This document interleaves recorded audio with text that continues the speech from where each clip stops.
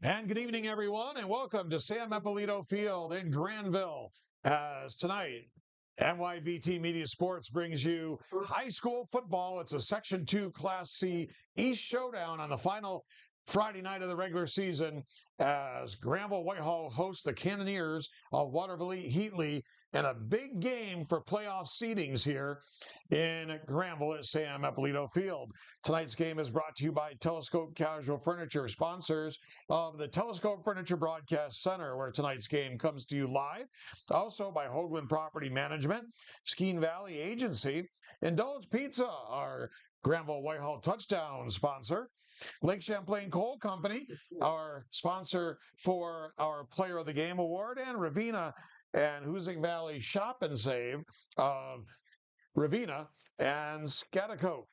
And welcome in, everyone, to Sam Eppolito Field. I'm Keith Harrington. I'll have the play-by-play call here tonight on NYVT Media Sports. It's the middle leg of a three-game stretch here for us for this weekend. As last night we were over at La Placa Field in Fairhaven, as Fairhaven came away with a 20-0 win over Mount Anthony Union High School. And tomorrow we'll be back in action over at Dean Houghton Field in Poultney, Vermont, as the Blue Devils host the Eagles of Mount Abraham. And I was saying last night over in Fairhaven, you cannot do three games in a row at three fields that are named after more legendary football coaches in this area. Thomas LaPlaca at Fairhaven, Sam Eppolito here at Granville, and Dean Houghton over at Poultney. Three legendary coaches, three well-known, well-respected past coaches, and all three of them had a huge impact on local high school football. And it's just interesting that we're doing three games in 3 nights from fields that are named after absolutely legendary coaches of our time. So just very interesting, to say the least. Big game here tonight for one main reason, and that's because home field advantage is going to be on the line here tonight for the Class C playoffs. If Granville-Whitehall should win this game, they'll end up as the number 2 seed out of Class C East Division, and they will play at home next weekend against the winner of tonight's game between Johnstown and the Hudson Blue Hawks.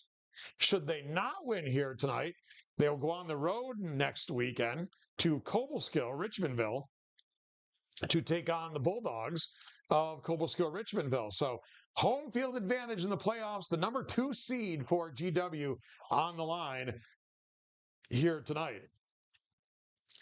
And Granville has won the toss. Granville-Whitehall, they're going to get the ball first.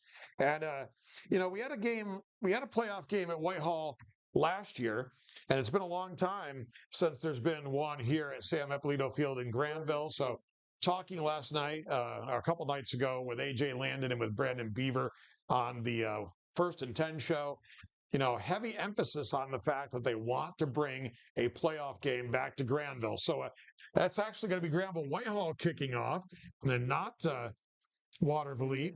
And the Cannoneers are going to get the ball up to the 40-yard line. A host of Granville-Whitehall players are there on the tackle. So Watervliet's going to go on offense, first down and 10, and they've got good field position at their own 40-yard line. So a short kick and a little bit of a return puts them in pretty good shape here on their first possession.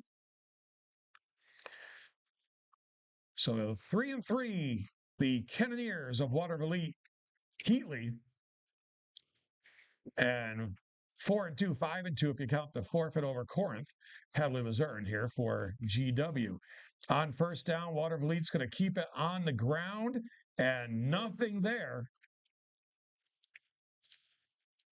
as they're going to run the ball right straight ahead.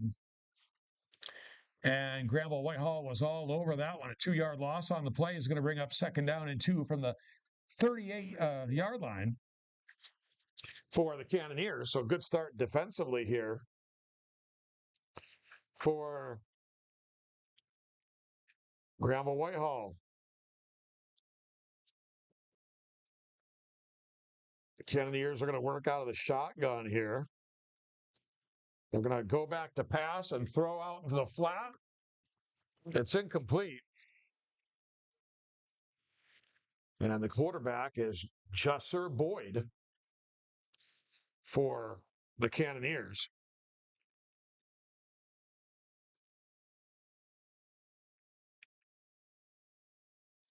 Boyd's getting the play from the sideline right now. 3rd down and 12 coming up here for Watervliet at the 38-yard line, their own 38. They've got a receiver wide to the left side. They've got some receivers to the near side of the field here. Boyd's going to work out of the shotgun. Boyd's going to take the snap, go back to pass. Flag is down. He rolls out. He throws, and he overthrows the intended receiver. The intended receiver is Jameer Thompson, number 1. There is a flag down on the play. Illegal procedure against the Cannoneers. Granville-Whitehall will decline that, and they'll put Watervliet Heatley in a punt situation here, and they'll go on offense for the first time of the ball game.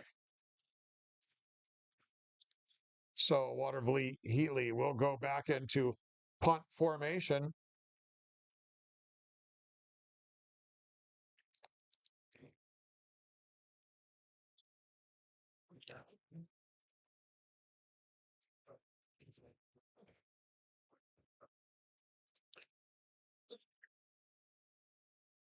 And stoppage of play.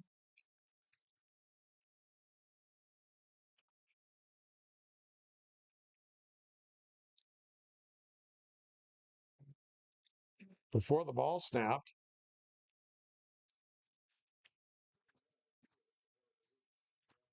So too many men on the field for the Cannoneers, which is kind of ironic as they only have 17 players. 12 of them are on the field. Here's the punt. And it's a short one. Everybody getting away from it. And it's going to be right near midfield at about the 49-yard line of the Cannoneers. It was Boyd, who's the quarterback, also doing the punting, Jusser Boyd. So here comes GW on offense for the first time this evening. And they've got great field position. Only about 12 yards covered on that punt by the Cannoneers. So it's going to be 1st down and 10 GW at the 49-yard line. Beaver and Monty in I formation. Finn McLaughlin gives to CJ Monty, and Monty across the 45 up to about the 41-yard line. Picked up about 8 on the play, it looks like. Which would bring up 2nd down and 2 for GW. So good positive pickup. Once again, they'll come with I formation. Beaver, the fullback. Monty, the tailback. McLaughlin's going to toss it to the left. Beaver's the lead blocker. Here's Monty. Monty's got the 1st down and gets down inside the 35 to about the 34-yard line. And a great job by the offensive line there of GW getting out and pulling on that play was Patrick Egan. So Egan out along with Beaver leading the blocking on that play. And it's a 1st down for Granville-Whitehall. They'll put the ball down at the 35-yard line of Watervliet Heatley. 1st down 10. Just underway. 9:50 to go opening quarter. No score. A man goes in motion. That's Barber. They'll hand off to Beaver. And Beaver's going to bang his way down for about 5 yards to the 30-yard line. Just straight ahead football there. And picked up about 5. It's going to be 2nd down and 5 at the 30-yard line for GW on the drive here on their opening possession of this first quarter.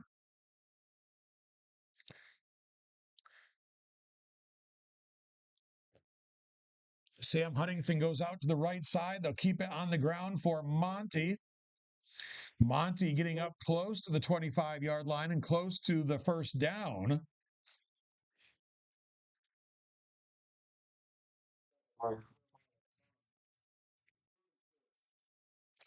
And he's going to be just short by about a yard. Finn McLaughlin gets the play from the sideline.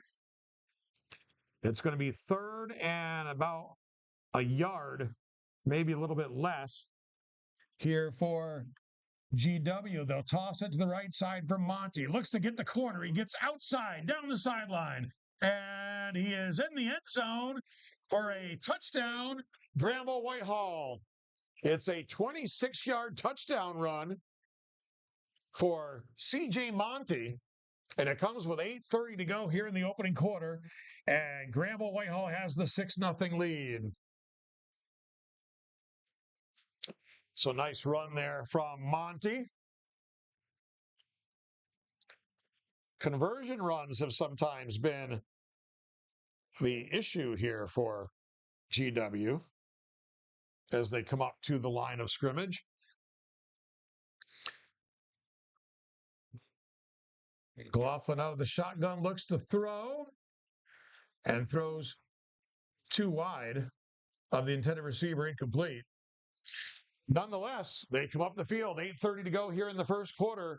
GW has struck first, a 26-yard touchdown run by C.J. Monty, and our score is Granville-Whitehall 6 and Watervliet nothing.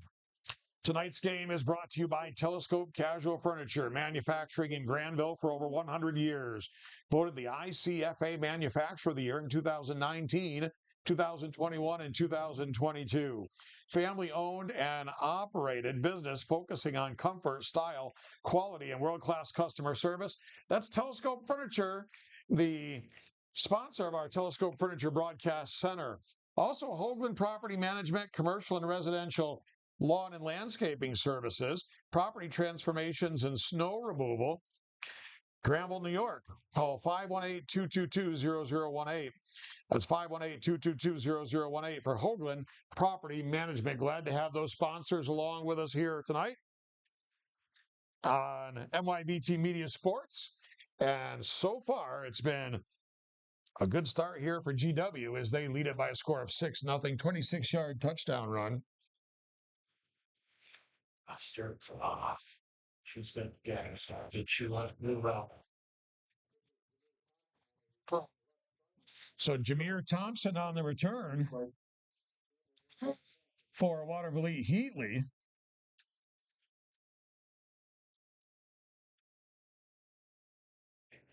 And once again, pretty good return for the Cannoneers. And they're going to go back on offense. Didn't have much luck moving the ball last time. This time they'll take over at the 31-yard line, their own 31, first down and 10, 8:24 to go opening quarter, 6-0 GW. Watervliet comes up to the line of scrimmage. Trips here on the right side, actually more of a stack or a bunch. And they'll keep it on the ground. And GW was all over it.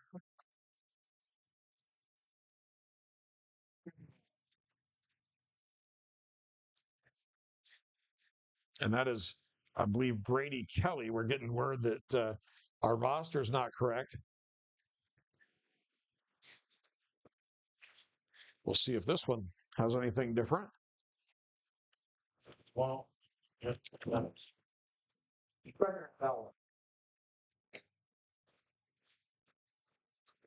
so second down and 9 for the Cannoneers after a yard pickup on that run.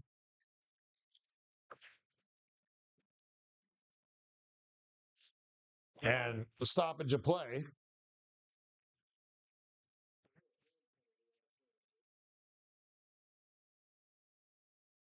So delay a game on Watervliet Heatley. That's going to cost them 5 yards.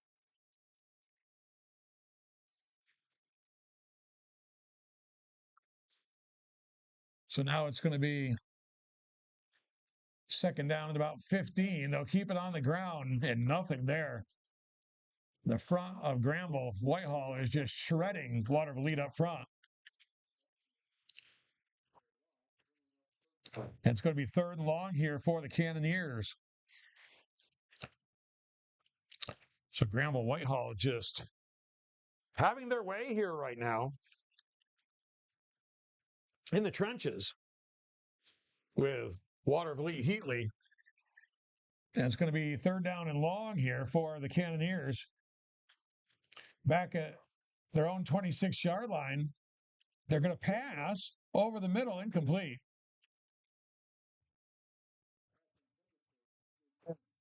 And the intended receiver was T.J. King. That's going to be incomplete.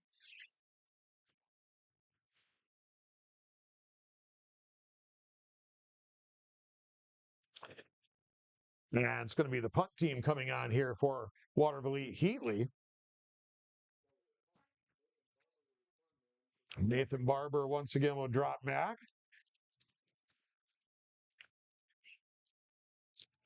And once again, a very short punt. And it's going to be rolling dead at the 39-yard line. So again, the punt, just like the first punt, only going about 12 or 13 yards.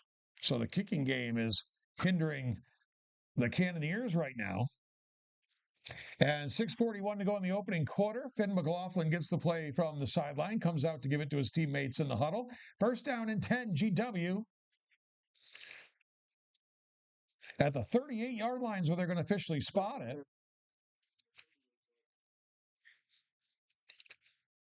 McLaughlin takes a snap, tosses to the left side. This is Monty.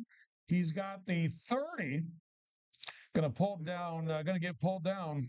It's Jameer Thompson there on the tackle.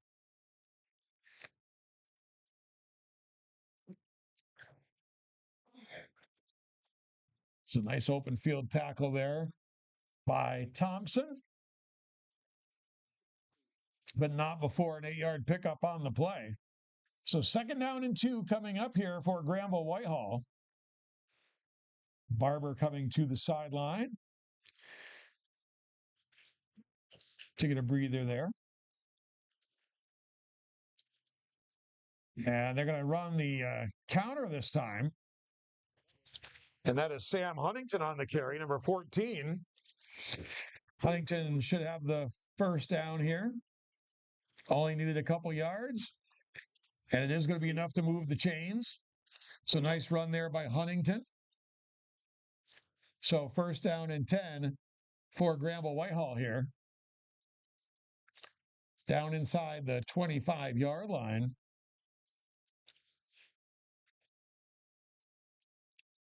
McLaughlin here underneath the center.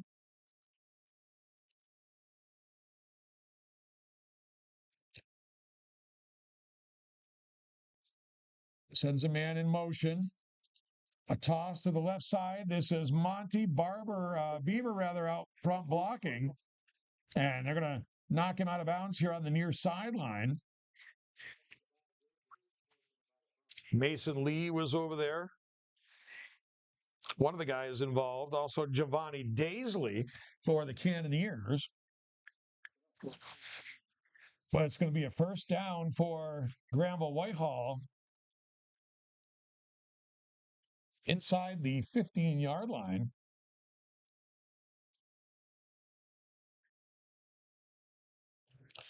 And they can, I think, get a 1st down here without scoring. Yes, they can. So 1st down just inside the 15-yard line. Here's Beaver. Beaver on the right side. He's got a hole. He's in the end zone. Touchdown, Granville-Whitehall. It's a 15-yard touchdown run for Brandon Beaver. And that's going to extend the lead out to 12-0 with 4:59 to go here in this opening quarter. And it might be coming back. It's a flag down. So it's going to be a hold against Granville-Whitehall. That's going to negate the touchdown. So nice run of 15 yards or so there by Beaver's going to come back. Now they'll put the ball down on the 25-yard line.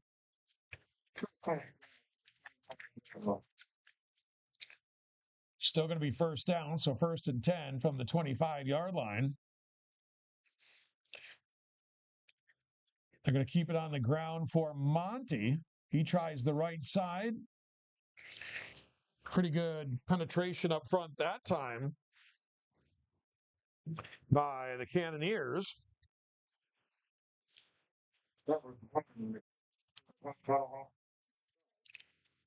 He did, however, pick up a couple of yards on the play. It's going to be second down from the 23-yard line. Second about 18 here for GW. We're going under 4.5 minutes to go in the opening quarter. 6-0 GW, but they had a touchdown called back by a holding call. McLaughlin back to pass. He has got pressure. He throws. It's incomplete. Heavy pressure that time by the Cannoneers. Jackson McCullen, the tight end, was the intended receiver. And it's going to be third down and 17 here from the 23-yard line for GW. Obviously, 4-down territory down here. Wouldn't be surprised to see some kind of a toss sweep here for Monty, or maybe some kind of a screen. McLaughlin takes a snap. There it is. Toss sweep for Monty, looking to get outside, makes a cut back, puts his head down, still on his feet, and barrels his way down close to the 10-yard line. And now they've put themselves in a situation where it's, well, there's a flag down. I was going to say they put themselves in a position where it's a makeable fourth, but not if it's against GW. And it is a hold against Granville-Whitehall. So that holding penalty, for the second time, one holding penalty took a touchdown away. And now it takes a good run away here by Monty. So GW's just got to cut down on the mistakes, clean things up here, because they're pretty much able to do whatever they want against this Watervliet defense. They just got to tighten it up.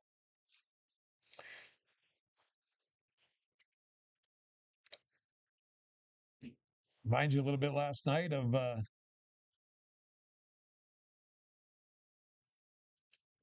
Fairhaven a little bit when they had the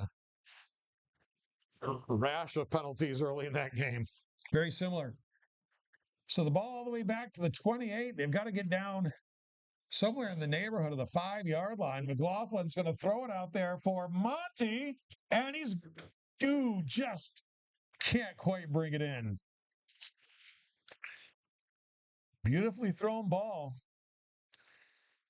Just couldn't quite haul it in. And it's going to be fourth and long coming up here for GW.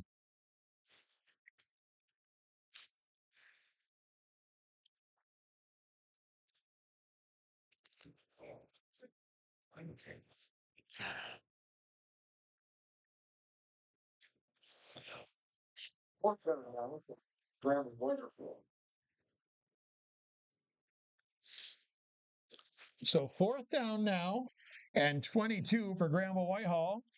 McLaughlin to pass, looking deep, and it's going to be batted away, incomplete. And Watervliet's going to take over on downs with a nice defensive stop.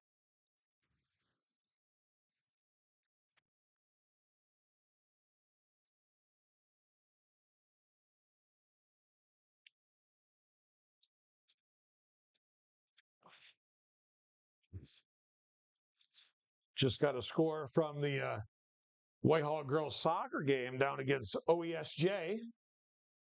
And they are trailing 4-0 in that game. Thanks, Jamie Paddock, for the update on that game. Oppenheim, Ephrata, St. Johnsville, OESJ, the Wolf Pack. Cool nickname. I like the nickname Wolf Pack.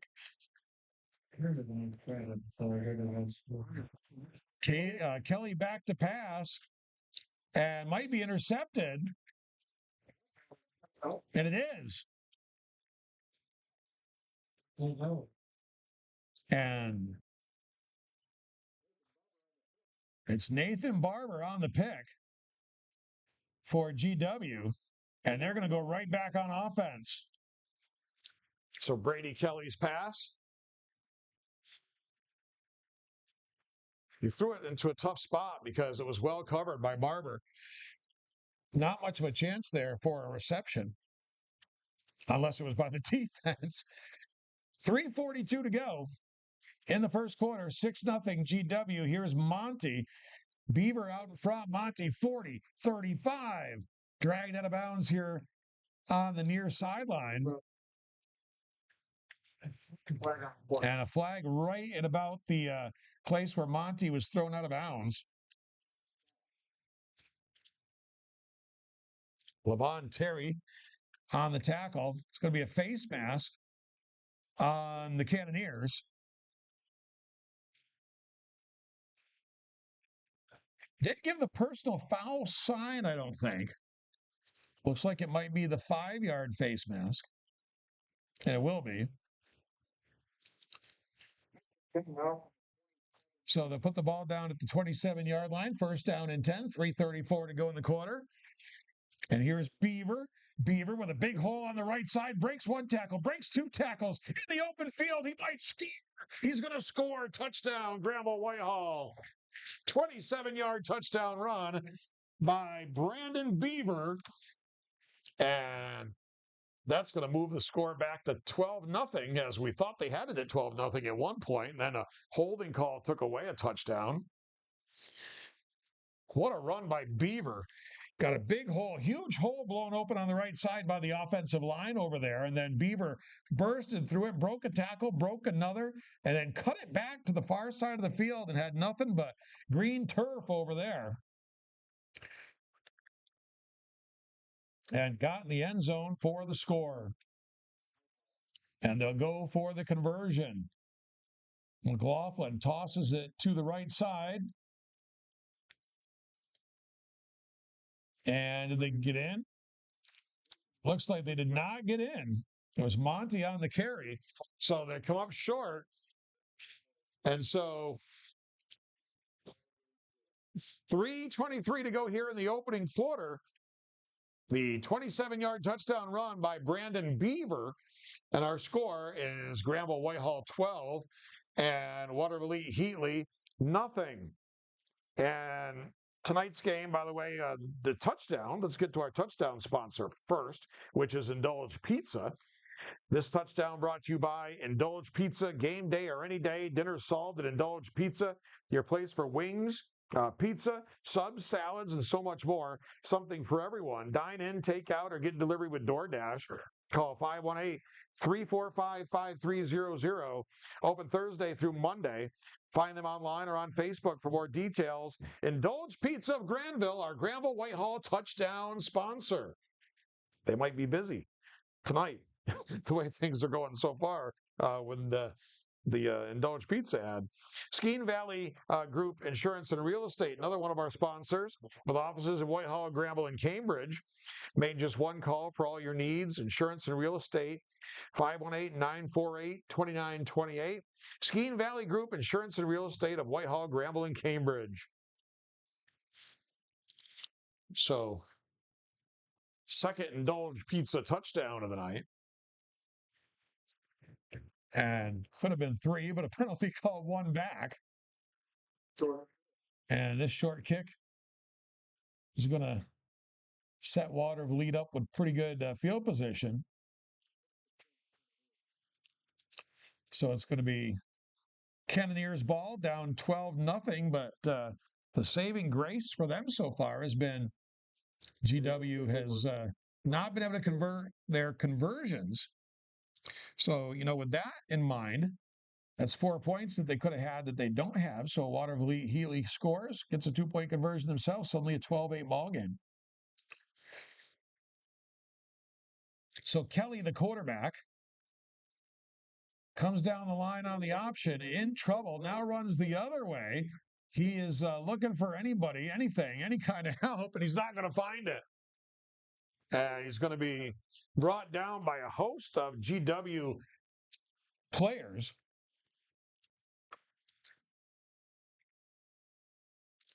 And he was just looking for anything to do with the football. on that play.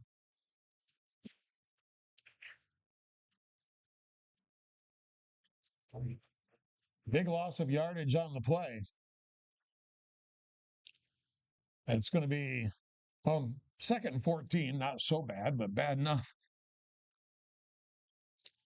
Kelly back to pass, has pressure, looks, throws underneath, incomplete. He's trying to get it to Jameer Thompson. Brandon Beaver was there defensively for Granville-Whitehall. And it's going to be 3rd and 14 from the 24-yard line here for the Cannoneers. It's been a long first quarter. 2:26 still to go. And we've had 2 scores and another score called back because of a penalty and multiple incomplete passes. And some penalties. All of that adding up to a slow-moving clock. And speaking of which, right on cue, this looks like it's going to be a timeout, not a penalty. So timeout called by the Cannoneers of Watervliet. And we will go to our sponsors right now, such as Ravenna Shop and Save and Hoosick Valley Shop and Save, your hometown grocery store, where community comes first.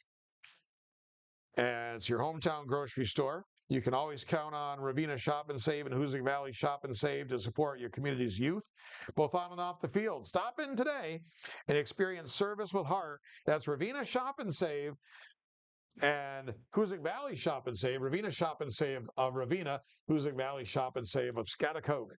Also by Lake Champlain Coal Company, your sponsor for our Lake Champlain Coal Company Player of the Game. Also your local fuel supplier, fuel oil, propane, kerosene at the pump, making warm friends for 5 generations. That's Lake Champlain Coal Company. So it is 3rd and long for the Cannoneers. Kelly to pass, has time, throws, and it's complete over on the far sideline for what looks to be a first down. So that was the best play the Cannoneers have had so far in the ball game. You can tell Kelly can sling it. If he's got time back there to pass and has good protection, he could be a threat. And they're up near midfield at the 48-yard line. So the Cannoneers have something brewing here, down 12-0. Kelly's going to take the snap, going to keep it on the ground. They pick up maybe a yard or two.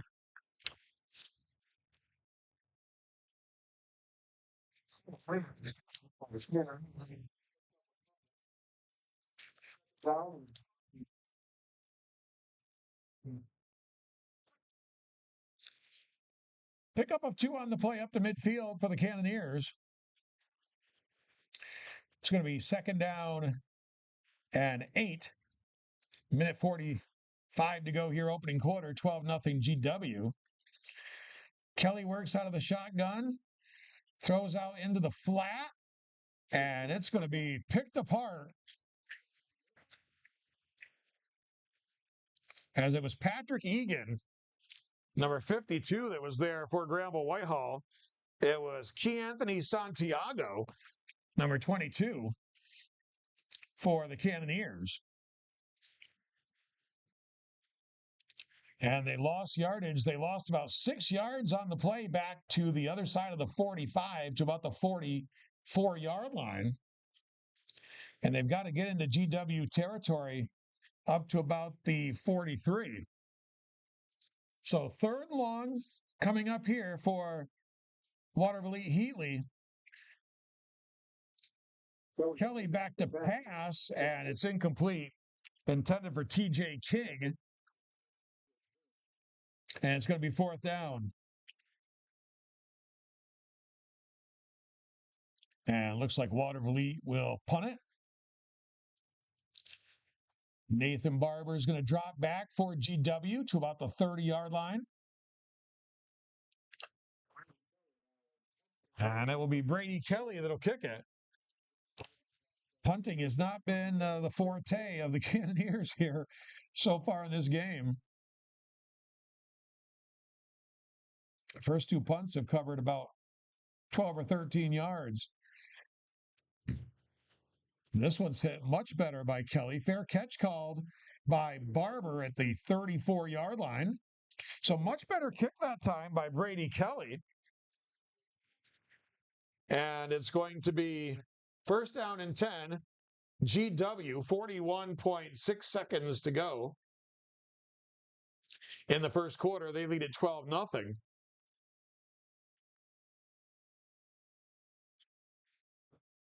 I can move over here to the right now and see the field where I don't have to look through the window.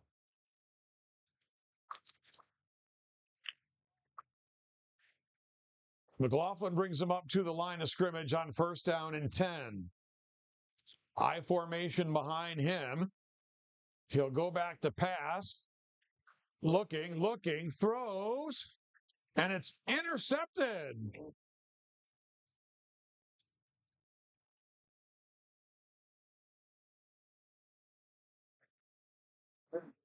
And it was TJ King, number 10, on the interception, and he had that covered well.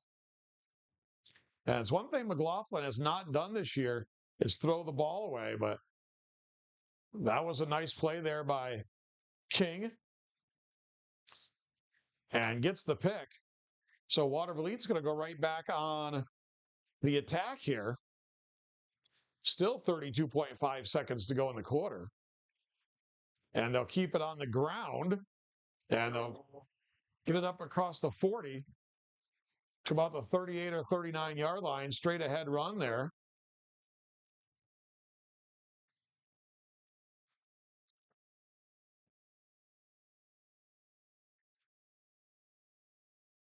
And it's going to be up, it's going to be the end of the first quarter is what it's going to be. But it's about a 5-yard pickup. It's going to be second down and 5. After that run there by, I believe it was Santiago. And that's going to do it for the first quarter of play here at Sam Eppolito Field in Granville. At the end of one quarter here in Class C East football, it is Granville-Whitehall 12 and Watervliet Heatley nothing in this big game with the home field advantage on the line here for GW. Tonight's game is brought to you by Telescope Casual Furniture. Manufacturing in Granville for over 100 years, voted the ICFA Manufacturer of the Year in 2019, 2021, and 2022. Family-owned and operated business focusing on comfort, style, quality, and world-class customer service. That's Telescope Casual Furniture of Granville, sponsors of the Telescope Furniture Broadcast Center, where we broadcast all of our sporting events from here on NYVT Media Sports. Also, Hoagland Property Management, commercial and residential lawn and landscaping services, property transformations, and snow removal of Granville, New York. Call 518-222-0018. That's Hoagland Property Management of Granville. So after what seemed to be a long first quarter, we move to the second quarter now. 12-0 Granville-Whitehall with the lead. Although a bit of a sloppy quarter for GW, I'm sure the coaching staff, Coach Kevin Gibo, would like to see them clean things up here. Kelly out of the shotgun, tosses it to the right. Jameer Thompson, and well strung out and covered by the GW defense.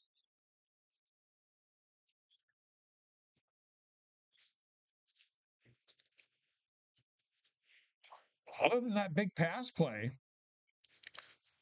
and the interception by TJ King, Watervliet really hasn't been able to get anything going. They haven't been able to, except for that one pass play, get anything going offensively.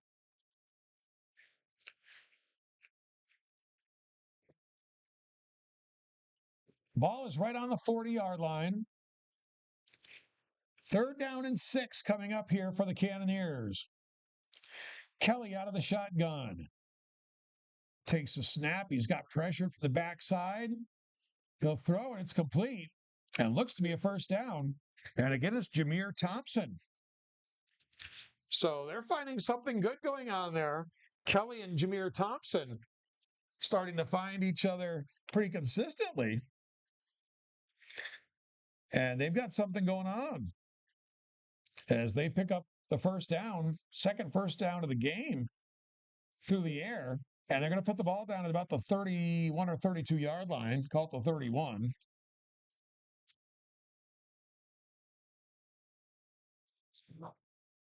First down and 10, Watervliet Heatley. They'll send a receiver out here to the left side.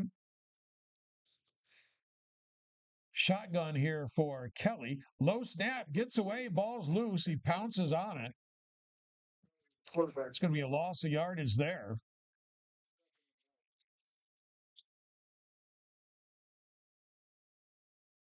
So that's going to bring up second down and long here. They'll put it down at about the 37-yard line. Lost about 6 on the play. It's going to be second down and about 16 here for Watervliet Heatley. 12-0 GW, a win, and they will host a playoff game next weekend against the winner of Johnstown and Hudson. That game being played tonight as well. Here's Kelly. Back to pass, has pressure, threw off his back foot, but it was successful. And it's Thompson, and they are not going to catch Thompson, and Thompson's in the end zone for the touchdown. So here come the Cannoneers. 36-yard touchdown pass from Brady Kelly to Jameer Thompson, and suddenly it's a 12-6 ball game. And sometimes I hate it when I'm right, but I just got done saying with those 2 conversion misses for GW, that's all it takes is a score and a 2-point conversion, and suddenly it's 12-8. And they're on the verge of that right now.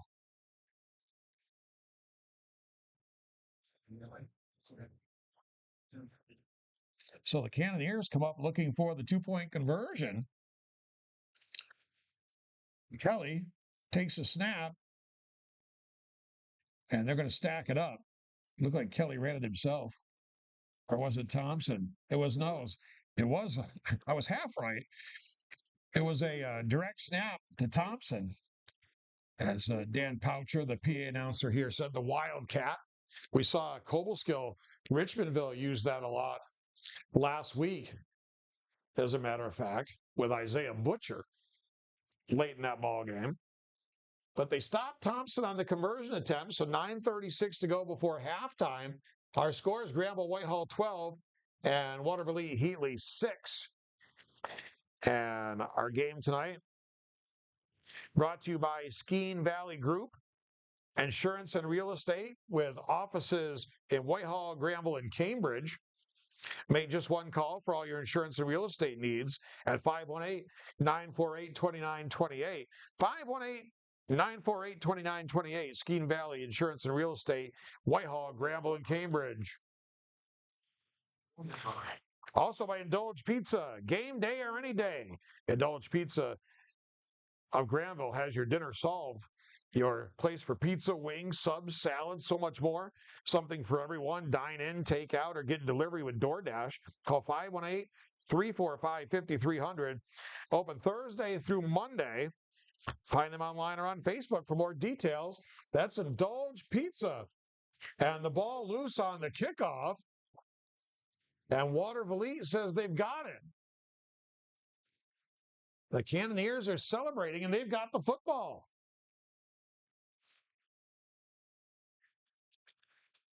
Man, this game has taken a turn. Granville-Whitehall was in solid control. The Cannoneers were going nowhere fast. Suddenly, an interception. They turn it into points, and now they recover a muffed kickoff. So the Cannoneers are not going down quietly here. They've got a chance to score and get a conversion to take the lead here. 9:33 to go before halftime. Kelly out of the shotgun, takes a snap, rolls out. He's got pressure. He's going to throw down the middle. It's incomplete, but there's a flag. I think it's going to be pass interference. Looked like some early contact there by GW.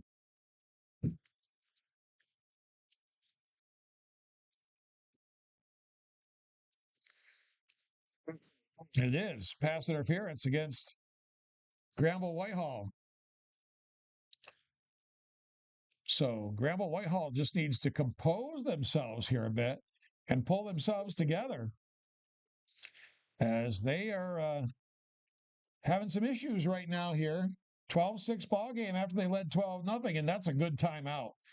Granville-Whitehall is going to take timeout here and just try to settle things a little bit. I think that's a really solid timeout right there by Coach Gibo and the Granville coaching staff, as they just need to compose themselves right now, as they were in complete control. That a 12-0 lead. Watervliet could not move the ball, and suddenly it's 12-6, and they're knocking on the door again here. Tonight's game brought to you by Ravenna Shop and Save and Hoosick Valley Shop and Save, your hometown grocery stores where community comes first. You can always count on Ravenna Shop and Save and Hoosick Valley Shop and Save to support your community's youth, both on and off the field. Stop in today and experience service with heart. Ravenna Shop and Save of Ravenna and Hoosick Valley Shop and Save of Scotticoke. So we're back to the action here.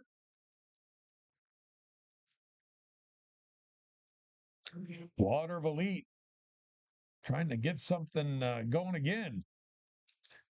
They've sliced the lead in half. 2 turnovers for GW. Now here's a little end around. And that is, again, Jameer Thompson. And he is a weapon here for this Watervliet Heatley team.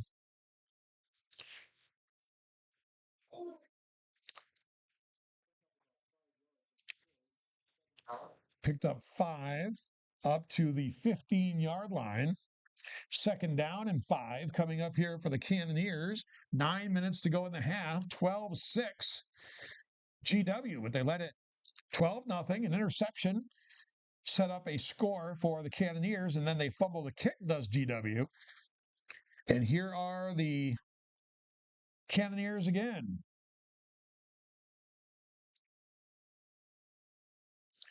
Back to pass. Kelly looking, steps up. Now he's going to throw. And it's going to be too high and incomplete. It's going to be 3rd down and 5. The intended receiver was TJ King. He was born and named to be a quarterback. Brady Kelly. You got Tom Brady, Jim Kelly, 2 of the greats in his name. Brady Kelly. 2 of the all-time best quarterbacks ever to play the game. And he's got one of their names for his first name and one of their names for his last name. Jim Kelly, of course, took the Buffalo Bills to all those Super Bowls, most of which they lost, by the way. And here's a broken play right off the bat, but they're trying to turn something into it, as Brady Kelly took off on the run. On the tackle was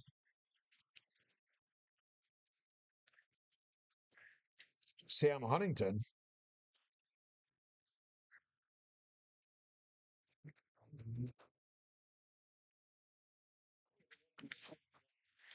But not until Kelly got the first down near the 10-yard line. So Watervliet Heatley, a chance to tie or take the lead here. They've got the ball down to the 10. Looks like a goal-to-go situation. So it is 1st down and goal for the Cannoneers. TJ King comes to the left side. Kelly out of the shotgun. Bad snap. He has to pounce on it. They're going to lose about 5 yards on the play. A.J. Landon was right there for GW, it looked like. But a smart play to get right on top of it by Brady Kelly. You see a lot of quarterbacks that want to pick that up, try to do something with it, and that just leads to disaster. Just maintain possession. That's the key there, and that's what Brady Kelly did. I mean, if you don't, it's going the other way. That doesn't help you. If you get on it, you might lose 5 yards, but at least you maintain possession of the football. So second down and goal now from the 15. Once again, King out here to the left side. Shotgun for Kelly. Goes back to pass, rolls to the right. He's got pressure. He's looking. He's going to throw toward the end zone. And batted around and incomplete. Or not. Late delay.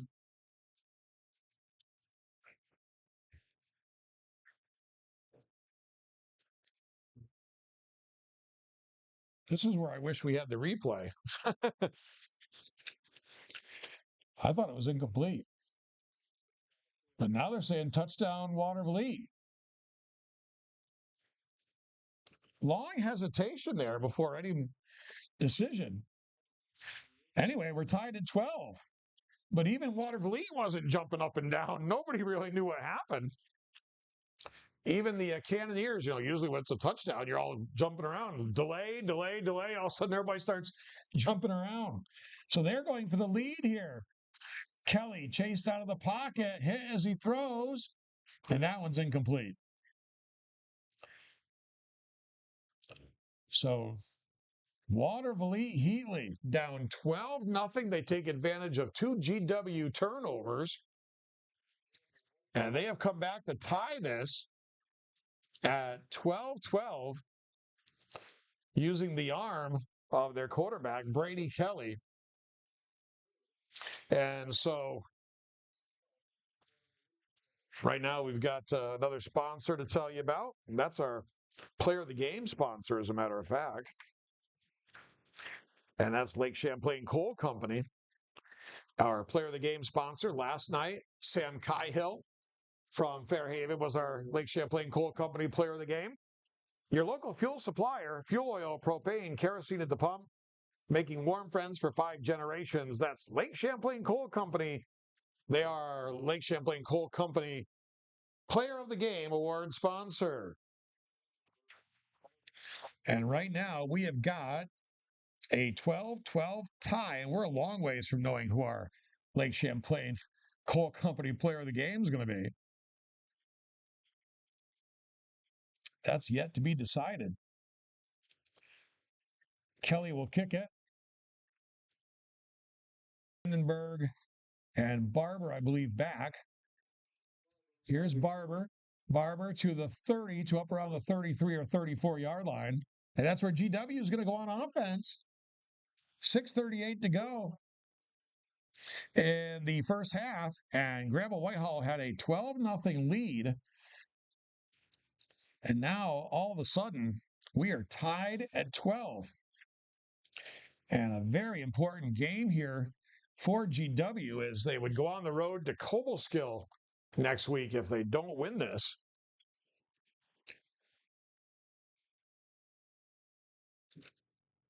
McLaughlin underneath the center calls the signals. Toss to Monty. Monty is going to be tripped up.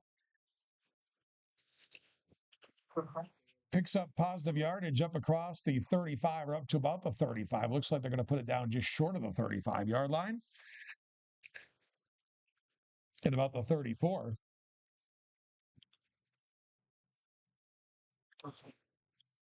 Didn't pick up much there. Maybe a half a yard. Going to be second down, still close to 10 here for GW. McLaughlin is going to toss it to Monty, and the Watervliet defense all over it. A host of Cannoneers on the play. Giovanni Daisley leading the charge for the Cannoneers, number 11.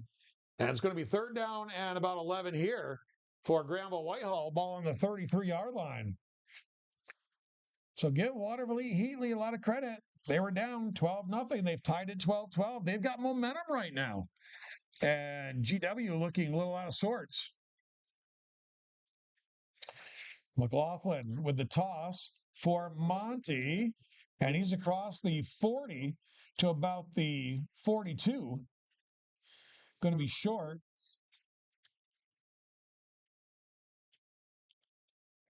Jeremiah Barnes was there. Mason Lee was also there for the Cannoneers. And looks like GW is going to go for it here. 4th and about 3 at the 41-yard line, their own 41.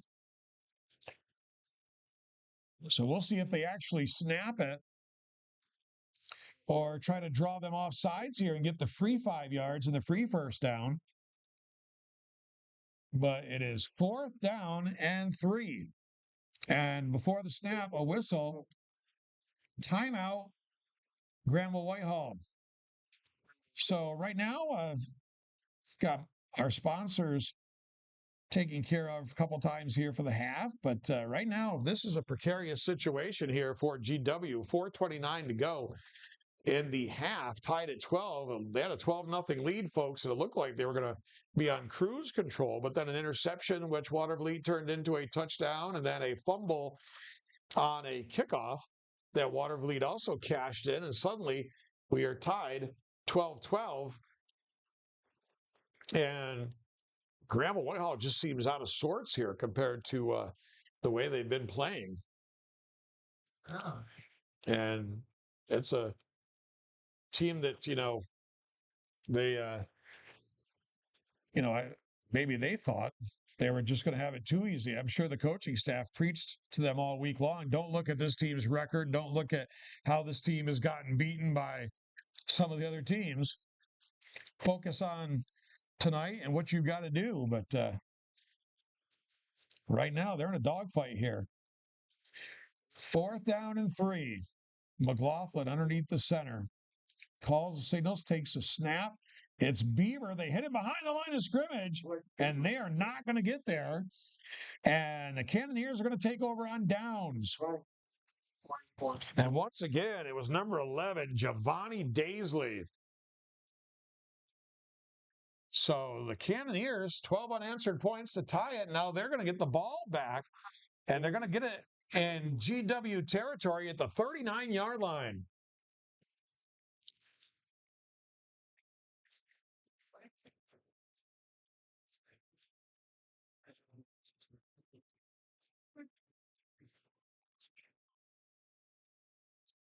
So getting the play from the sideline is Kelly.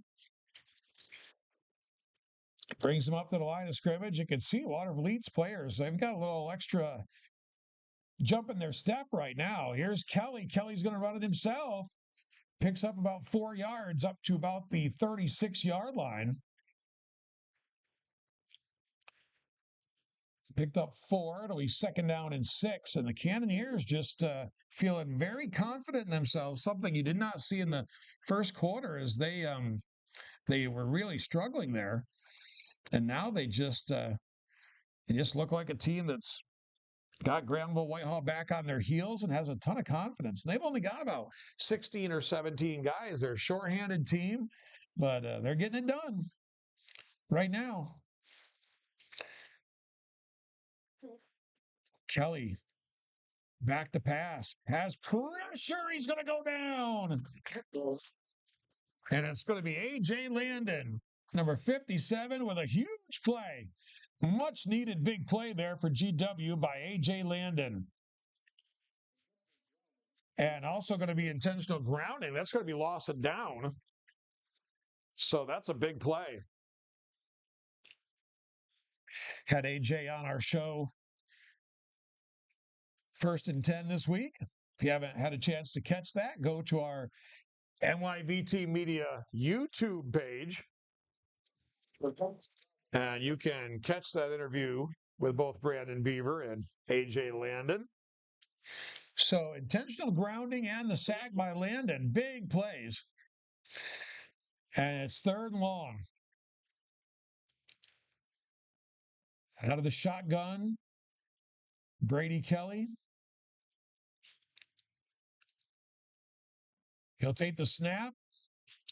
He's going to throw deep down the right side. It's incomplete. And TJ King, once again, was the target. He and Jameer Thompson, both guys that Kelly likes to go to. And now time for a punt here, more than likely. And punting has been an adventure for the Cannoneers. Although I got to tell you, Kelly hit a beauty his last time. Nathan Barber goes back for Granville-Whitehall.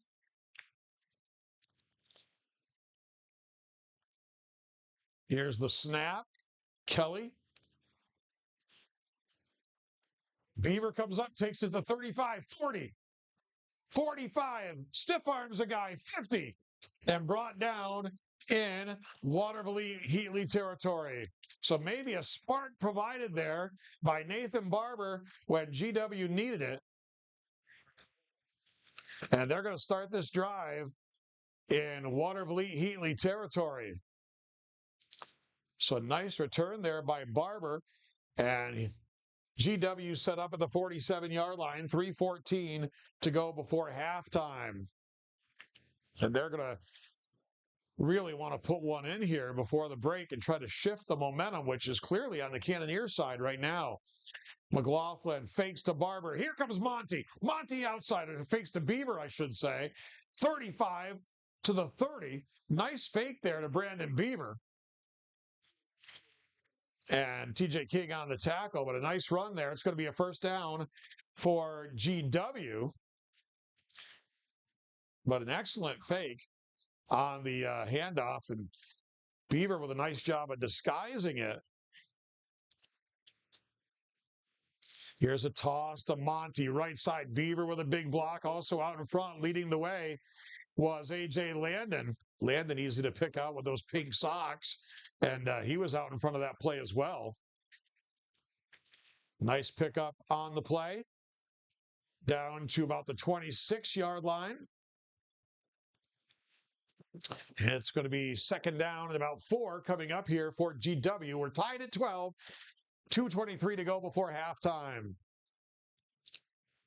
McLaughlin calls the signals, flag down at the snap. That's usually not good for the offense typically, or is it going to be a timeout? It's going to be a timeout called by Watervliet. So don't forget, more high school football coming your way to close out our triple header weekend. Tomorrow, we'll be over at Dean Houghton Field in Poultney, as the Blue Devils will take on Mount Abraham, and the season finale there. Poultney looking for their first win of the season, but they have got a tall order. And that one is Mount Abraham's a very, very good football team.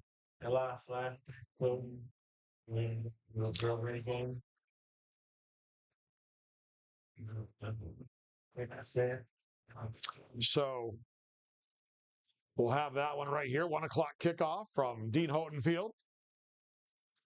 Right now here, third down and 4. GW. Here's Barber. Or actually Beaver. It's the second time I've done that. I don't know why. And Beaver rumbles his way down. Barber's also in the backfield. But Beaver, who is also our guest on the show this week. And Beaver with a big run there. Looks like down to about the 5. Oh, they fumbled it. And Watervliet recovered. Man, oh man, I was wondering what that scrambling was at the end. So there was a fumble on the play. It was Beaver on the carry. Not Barber, as I initially said. But they fumbled it away, and Watervliet comes up with it. That's the third turnover by GW, and they've been a little turnover prone from time to time this year. So now the Cannoneers will take over down around the 5-yard line. Their own 5. Kelly will keep it on the ground. Big running room on the right side. Up across the 10-yard line. And out near the 15. Looks like maybe about the 12 or the 13. And looks like that was Key Anthony Santiago on the carry. Picked up 7 out to the 12. It's going to be second down and 3 from the 12-yard line for the Cannoneers. Minute 35 to go before halftime, tied at 12. Jameer Thompson comes out wide to the left side. Brady Kelly out of the shotgun. And they'll keep it on the ground. Santiago. And he's going to be driven back. And that's Beaver that drove him back, I believe. Yeah, it was Brandon Beaver, number 8. So Beaver with the big hit. Clock running under a minute to play. Timeout GW. So with third down coming up here, GW is hoping that they can get a stop on this play and then get a shot at getting another offensive possession, although it would be a quick one. But they need to stop them here and then use another timeout, which I believe they have one left. And then they would get another shot at it. So we'll see how that works out here.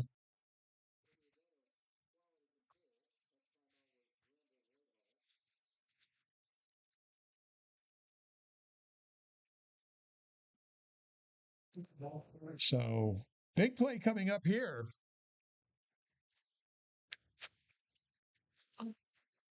As Granville-Whitehall looking for the stop. And I said it. I think they got one timeout left.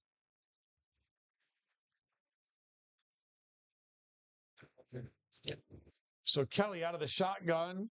All kinds of movement on the snap. That's going to be a false start against the Cannoneers.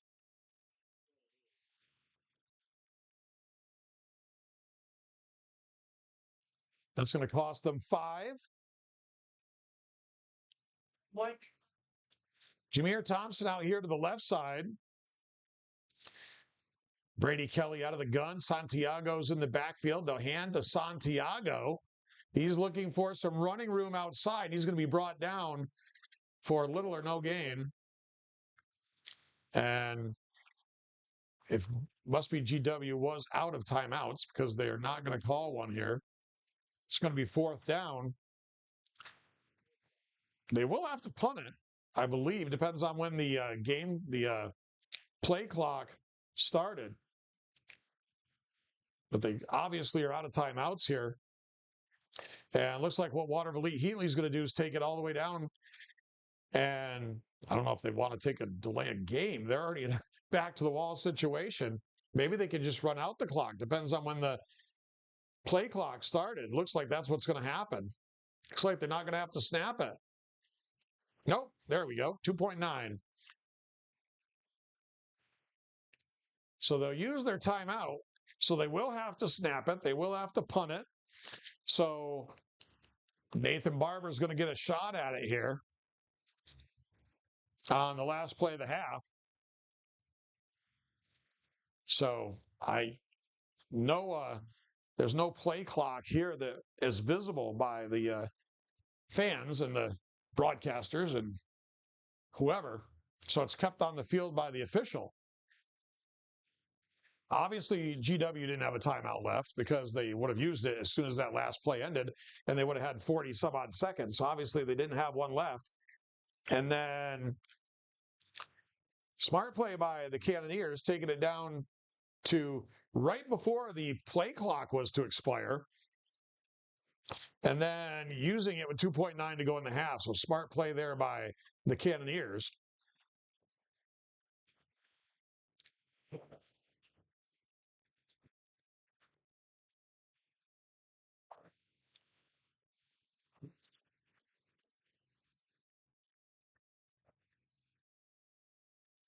So hunting's been an adventure for the Cannoneers, and it'll be Kelly. Barber's going to stand back at the 35. Low snap, and that's going to be a flag for hitting the kicker. And it's Barber running it back, looking for some running room. It's not going to matter whether he scores or not. 20, 15 brought down. but the half cannot end on a defensive penalty unless they decline it. It's definitely running into the kicker, roughing the kicker on GW.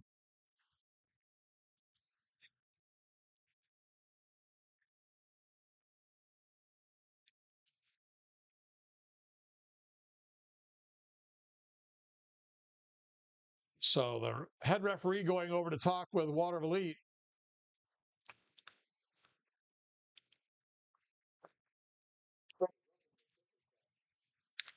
That's a personal foul. That's 15 yards.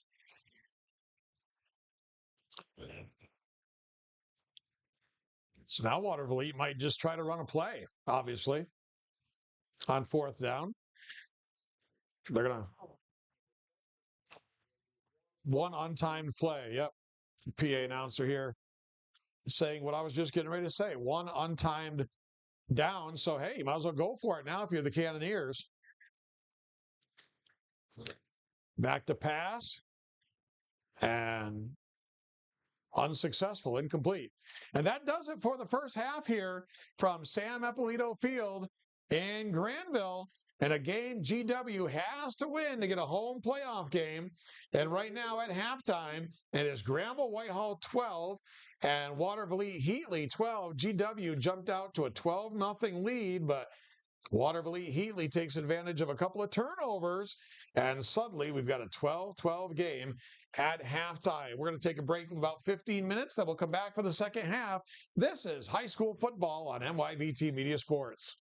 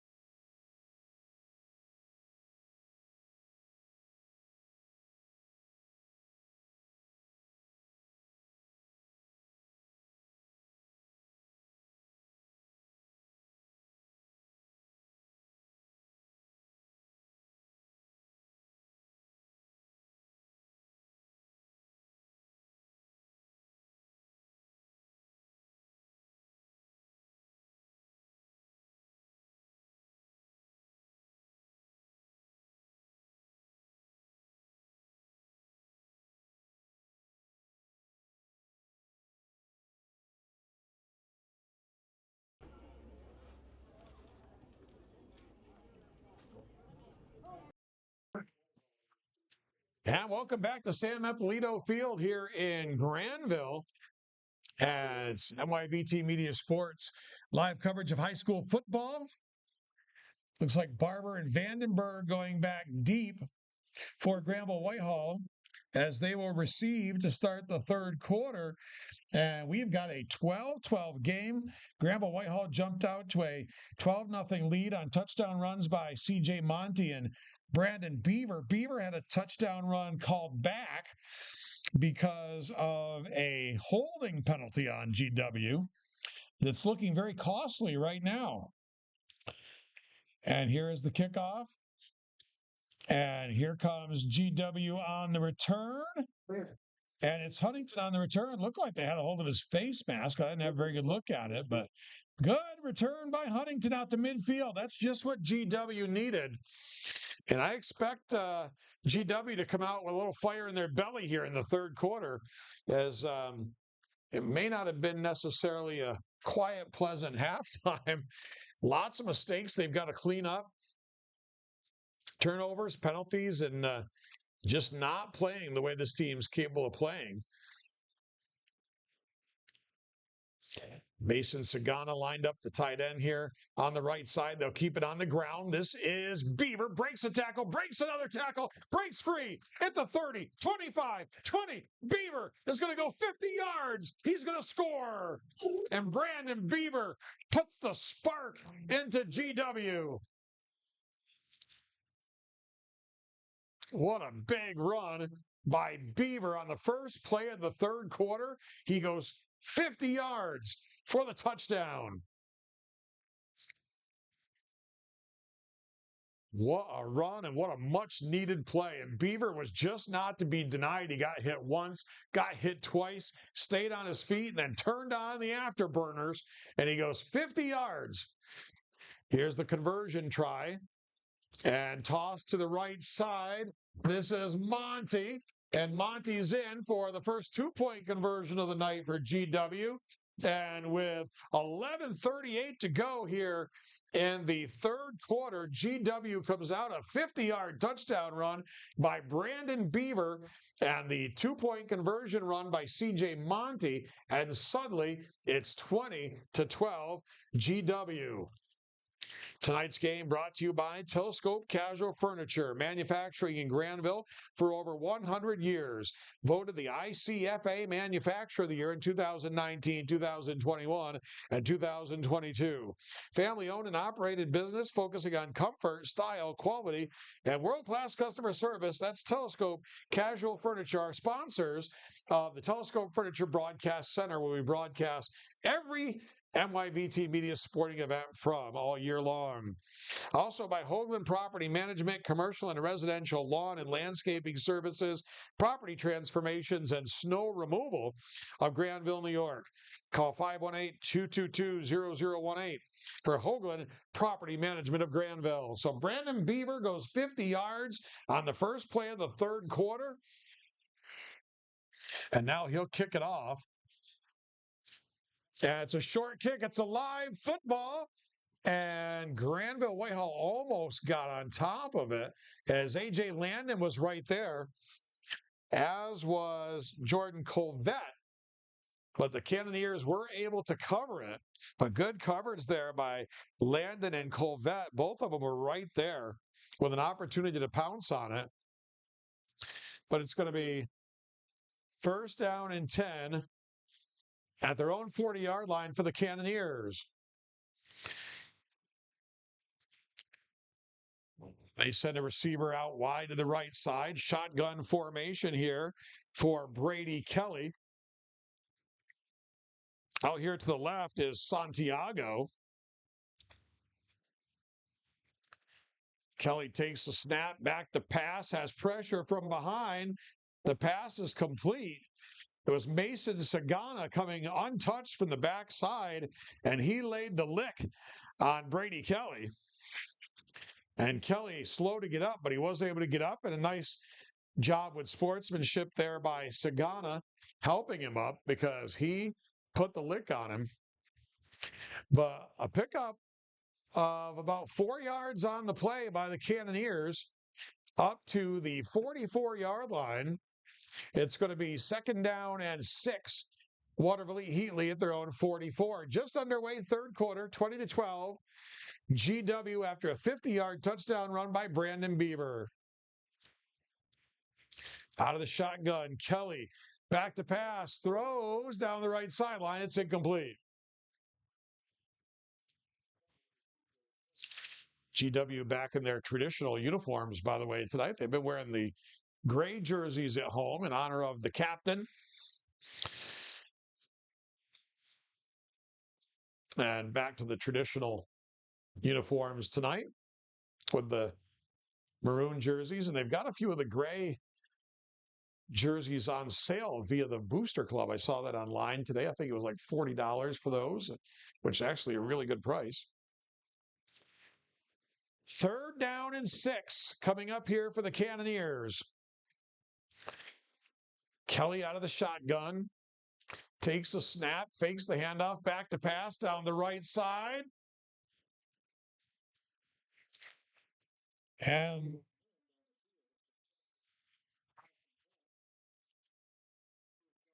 it was caught for the 1st down.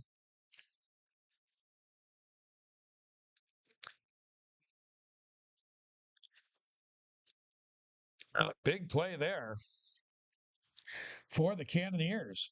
Kelly can throw it. He's a very capable quarterback. And 10:32 to go, and here come the Cannoneers once again. They're down inside GW territory at the 25-yard line.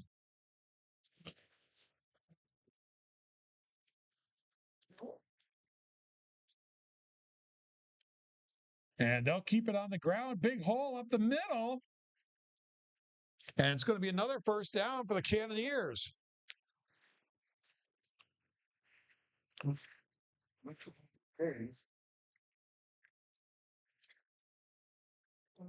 So coming right back.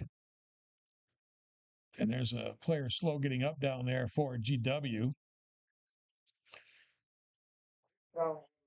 It's going to be 1st down for Watervliet.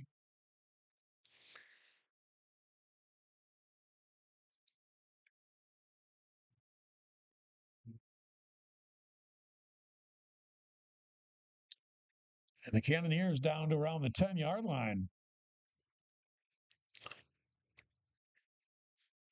So after Beaver's big run to give momentum to GW, give the Cannoneers credit. They're fighting right back here. Just outside the 10, so they can get a 1st down here without scoring. Kelly out of the shotgun. And the ball comes loose. And looks like Watervliet got back on top of it. So they dodge a bullet there, but they're going to lose some yardage. They're going to lose about 4 or 5 yards.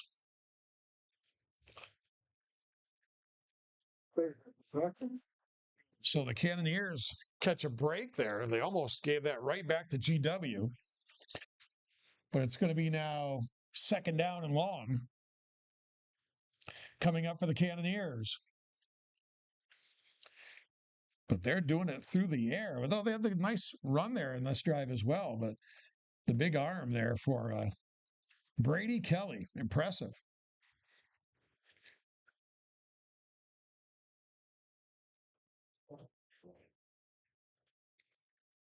And Watervliet's going to take a timeout. I was going to say they've got to be getting close to delay a game. And they call a timeout right before that. So with the timeout on the field, 9:10 to go, 3rd quarter. It is Granville-Whitehall 20, Watervliet 12. We got a lot of great sponsors who helped to bring the game your way. Of course, our touchdown sponsor, which I forgot to mention, so let's do that right now, is Indulge Pizza of Granville, game day or any day. Dinner is solved at Indulge Pizza, your place for pizza, wings, subs, salads, and so much more. Something for everyone. Dine in, take out, or get delivery with DoorDash. Call 518-345-5300. Open Thursday through Monday. That is Indulge Pizza. Find them online or on Facebook for more details. Indulge Pizza, our touchdown sponsor for Granville-Whitehall. So 2nd down and 14 at the 15. Kelly to pass, throws, up for grabs, and it's incomplete.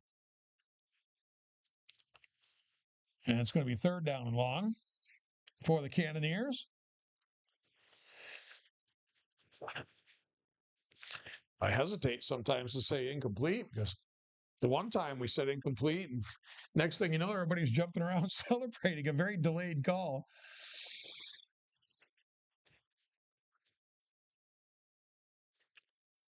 So receiver out wide to the left side. 3rd and 14 from the 15 for the Cannoneers. Now they're going to come with trips over on this side. On the left, Kelly back to pass. He's got pressure. He's going to run. He's going to throw. Might have been over the line of scrimmage. It's incomplete.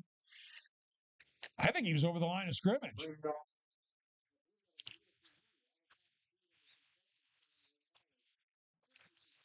Evidently wasn't over the line of scrimmage. No flag, but he was close. So it's going to be 4th down. Big play right here. 8:57 to go in the 3rd quarter. 20-12 GW. And they could really use to get a stop right here after it looked like Watervliet was going to come right back after that 50-yard touchdown run by Beaver. 4th and 14 from the 15. Back to pass. Lots of pressure. Kelly looking, throws. It's complete. And if they wrap and tackle, it's going to come up short. And they do.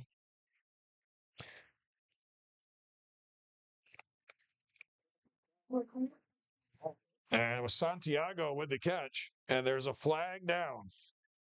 And flags have not been working in the favor of GW tonight.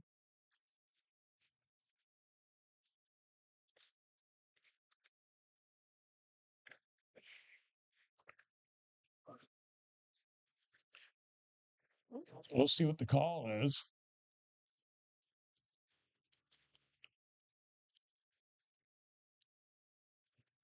It's just been one of those nights, that old saying, Mama said there'd be nights like this. It's holding against Watervliet, though. So GW will decline it, and they're going to have the football. But everybody holding their breath for a second, thinking, don't let this be against GW after they just got a big stop. And the way this night's gone at times, you kind of were pessimistic a little bit, thinking, here we go again. But hey, this time the break goes GW's way. And they'll go back on offense here with 8:45 to go in the 3rd quarter. And they would, of course, really like to try to go down and put a little distance between themselves and the Cannoneers here. So 1st down 10 GW, the ball on the 13-yard line of GW. And they'll keep it on the ground. Monty trying to get outside. He's got running room down the left sideline to the 35 to the 40. Knocked out of bounds over across the far side of the field. Big pickup for C.J. Monty. And that was much needed for GW. And, something we haven't talked about, but it could be a factor here when you've only got 17 guys or whatever Watervliet has, you could start to wear down a little bit here. And we'll see if that turns out to be the case for the Cannoneers. Will they start to run out of steam a little bit? 1st and 10. McLaughlin tosses to Monty. Gets a big block. Here's the 50 to the 45, the 40, and knocked out of bounds here on the near sideline.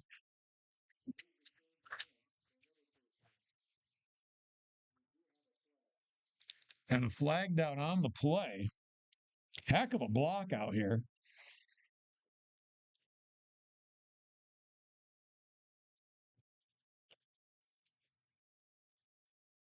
And looks like it's going to be against GW. Holding. Holding penalties have been an issue tonight. It's about the third or fourth one. One of them took a touchdown away from Brandon Beaver, which obviously is looming large right now because that's minimum 6 more points that would have been on the board. And in a 20-12 ball game, that's obviously important. So first down and 6 on the 47-yard line. And it's Beaver straight ahead, breaks free. Beaver to the outside, 40, 35, down the sideline. And breaks another guy free. And he's in the end zone. Touchdown, 47-yard run, Brandon Beaver. A 50-yard touchdown run, a 47-yard touchdown run, and he had a 27-yard run taken away. And GW now has themselves a little bit of breathing room momentarily at 26-12. It's a 47-yard touchdown run from Brandon Beaver.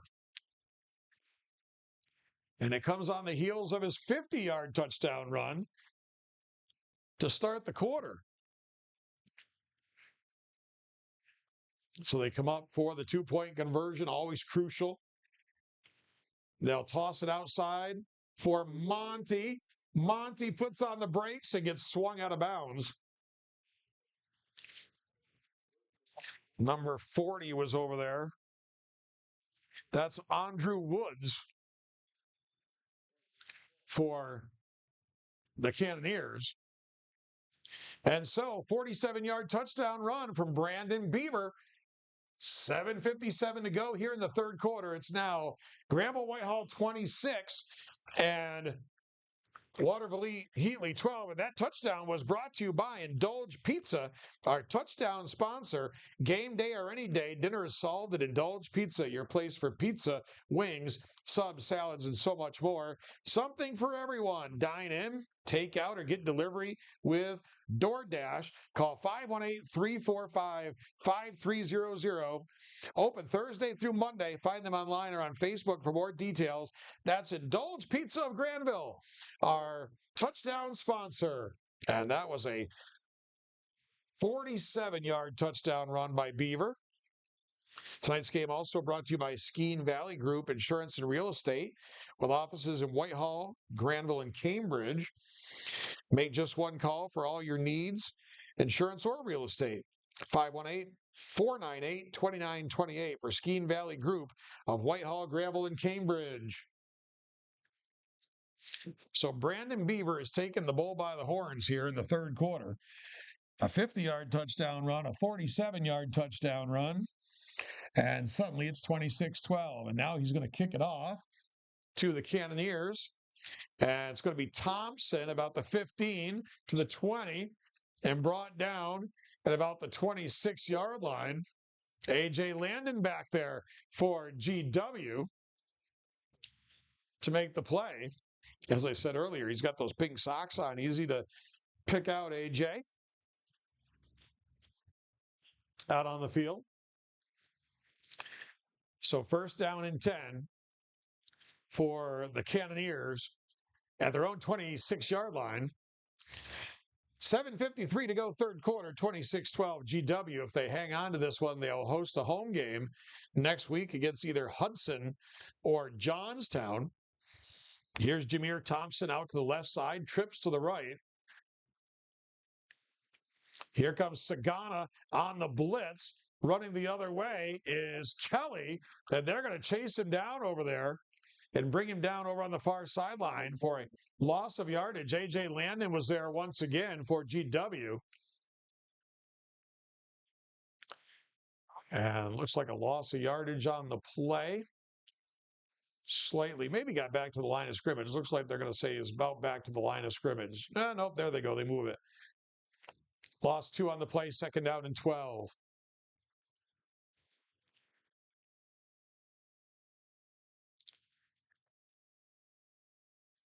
Thompson's going to come out to the left side. Once again, trips to the right.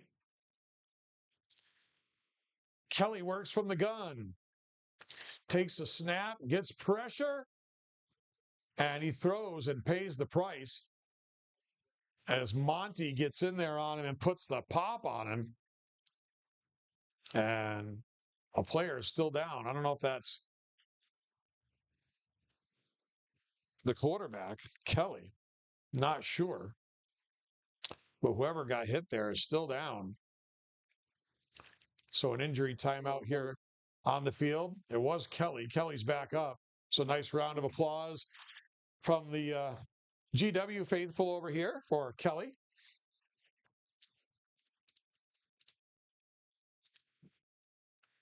.656 to go, third quarter. On the out-of-town scoreboard, we know Ravenna Queeman Selkirk at halftime, one of our teams we cover, was putting the out behind the woodshed whooping on Cohoes. It was 42-0 at the half in that one.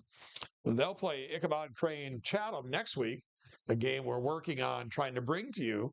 And they've got a chance of still getting the 2 or the 3 seed there in Class B playoffs. Do the Ravens. Chatham. Yeah. Out of the shotgun, third down and 12. Back to pass. New quarterback in the game, and it's incomplete. That's 13, I believe. DeAndre Scales. That was in at quarterback. Kelly will likely come back on, or maybe not. Looks like it's still going to be Scales. We'll keep an eye on that. Looks like they might go for it here on fourth down and 12. A little bit early, I would think, for that, even though you're down 2 scores. Yeah, no, they're going to punt it, it looks like. Anyway, Barber has gone back in anticipation of the punt. They look like they're going. Barber comes flying up. And they go back to pass, throw it out here on the right side in the direction of Thompson. And he makes the catch. Jameer Thompson. What a catch inside GW territory at the 48-yard line. What a big catch by Jameer Thompson. And that is a backup quarterback in there, like I said. DeAndre Scales. Scales didn't look like a backup quarterback on that throw. Nice pass there by Scales and an even better catch by Thompson. Scales calls the signals, takes a snap, going to throw it again in the direction of Thompson, and he underthrows it, and they're going to say out of bounds. What a great effort, though, by Thompson to try to keep the toes in bounds, doing his best Chris Carter, the old Minnesota Vikings impression there, trying to get the toes down and make the catch. But it's going to be incomplete. Looks like we have rain. See some umbrellas and hoods and stuff playing up. It's sprinkled, though.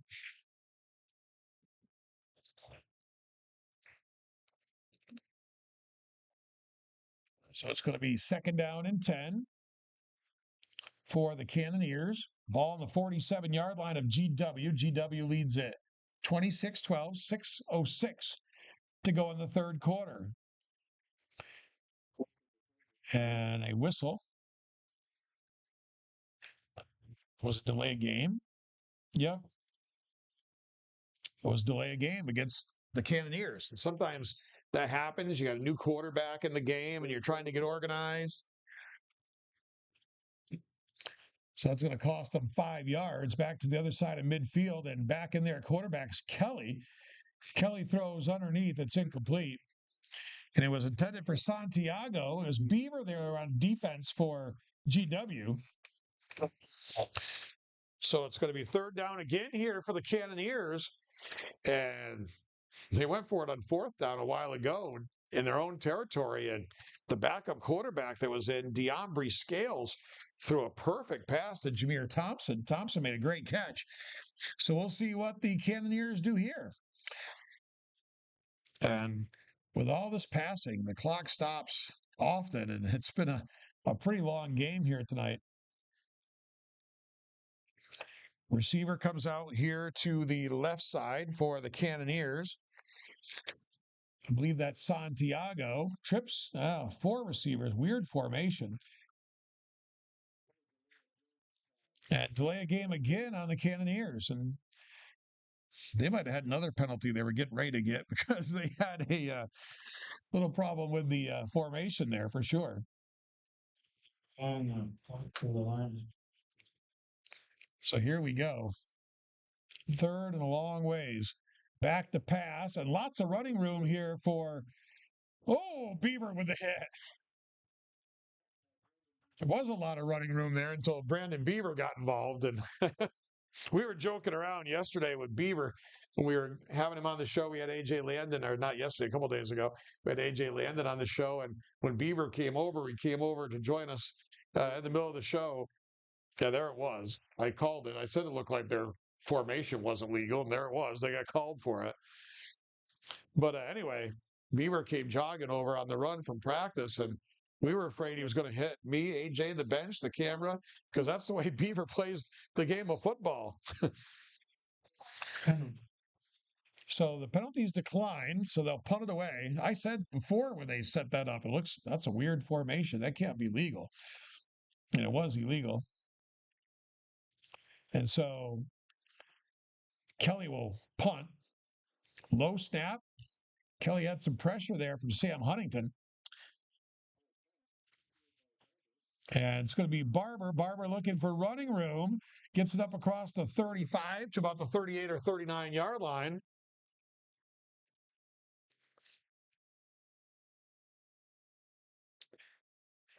And GW will go back on offense here. We had 5:24 to go in the third quarter. And they lead 26-12. And Granville-Whitehall with a chance to really possibly put this away with a score here. Use some clock, put together a drive, score at the end of it. But there's a flag at the end of the play that's going to cost them yardage here. A block in the back against GW. So it's going to push the ball back to just over the 20-yard line of GW.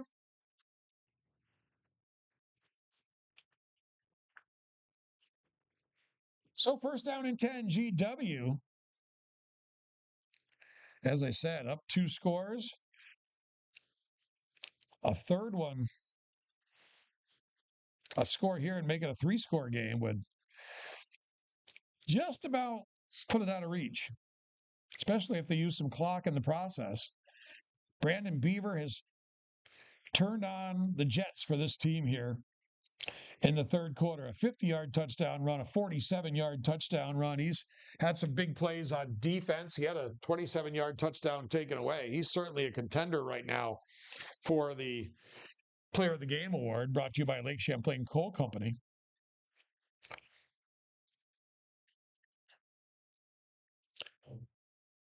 Here's the toss to the outside for Monty. Beaver had the big lead block.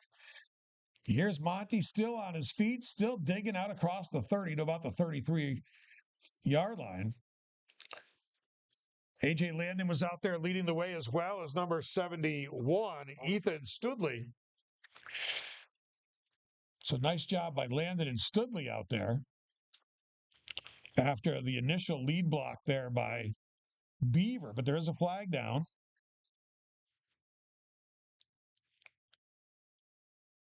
No, the injury. Got an injury. Right in front of I didn't see it because it was right in front of the GW bench, but now that they've kneeled down, I can see it.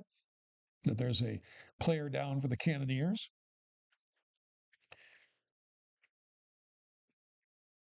And they can ill afford injuries with the fact that they've only got about 17 guys to begin with. I think the state limit is 16 that you have to have. So they are on the border right now. And if they end up getting the 4th seed in the division, which I think they would because I think they beat Mechanicville.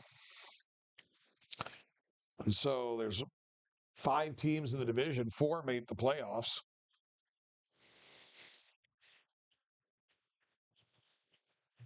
So if they get that spot, we're looking it up right now, actually.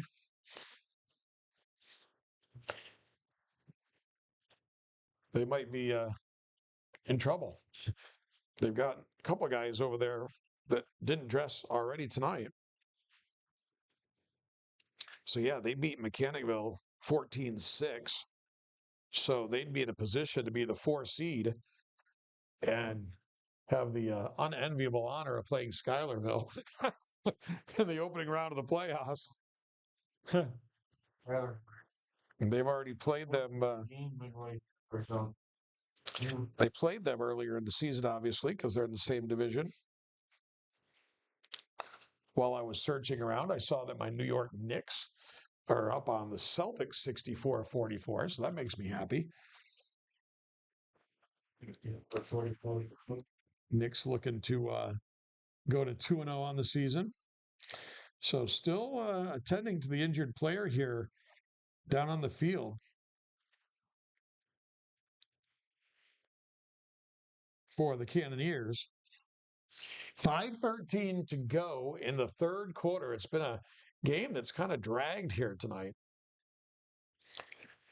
A lot of passing by the Cannoneers, which results in incomplete passes and clock stoppages. And now we've got an injury timeout. We've had several penalties on both teams, which has slowed the game down.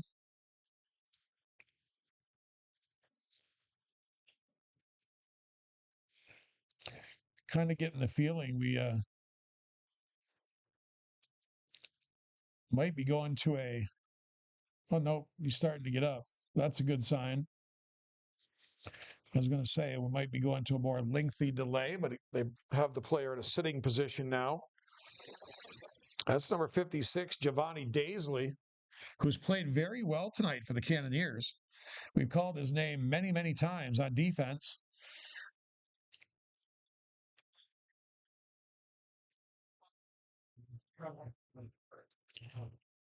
So we just got the report they're going to a running clock, which usually doesn't happen. That might have been the choice of Watervliet Heatley, because normally you don't go to a running clock until it's a 30-point advantage. No, they were running the clock crazy in Fairhaven yesterday. So it looks like But the game would probably be here till 10 o'clock. so round of applause as Giovanni Daisley is up and getting helped off the field. So nice to see that, because as I said, he's been a factor here tonight for Watervliet Heatley. He's had a nice ball game. Called his name on defense several times. So nice to see that Daisley is up and walking off for the most part under his own power, albeit gingerly.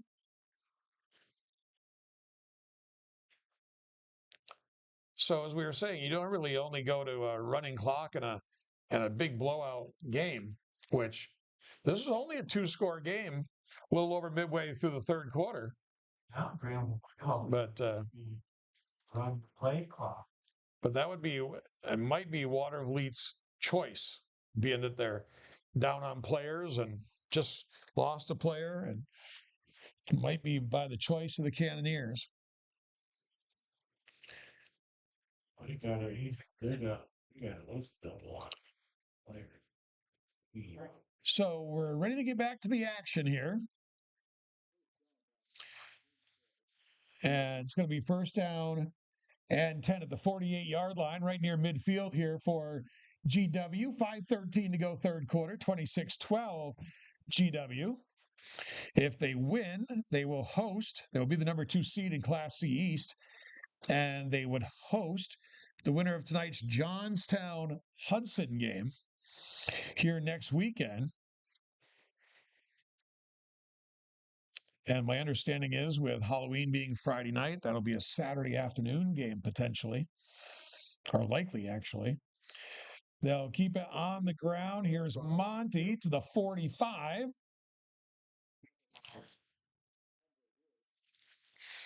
And it's Andrew Woods, number 40, on the tackle for the Cannoneers. So Looks like we're going to see if they're going to go to the running clock. Obviously, the clock's running now because it's a time when the clock's supposed to be running. When they go to running clock, that means the clock runs even at times when the clock would normally be stopped.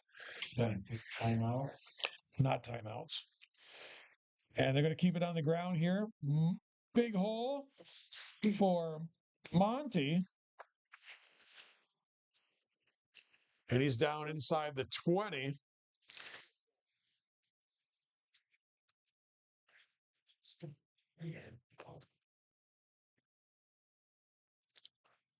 Now things looking like they're getting a little testy. Looks like there's a penalty on the play. It's going to come back. Everybody moving back upfield. It's a hold again on GW. GW just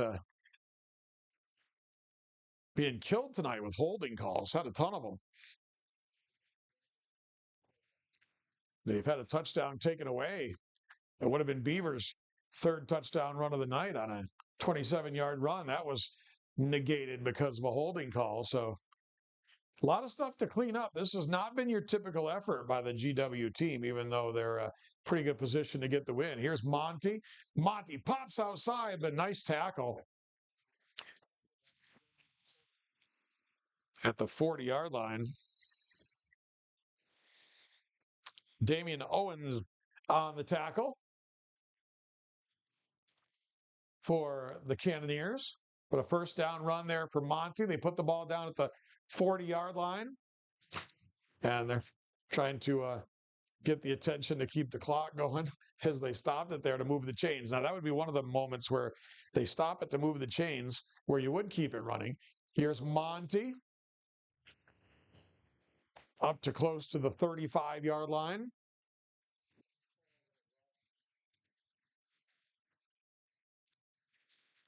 Paul Winiarowski on the tackle there for the Cannoneers. Football up to about the 36. Hey, that's a nice sign right there. Nathan Barber just came off the field, which means to come off the field, you would have had to be on the field because he had gone down injured and helped off the field there earlier. So that's great to see. Here's Monty on a run to the right side. Picks up a couple up past the 35 to about the 34-yard line.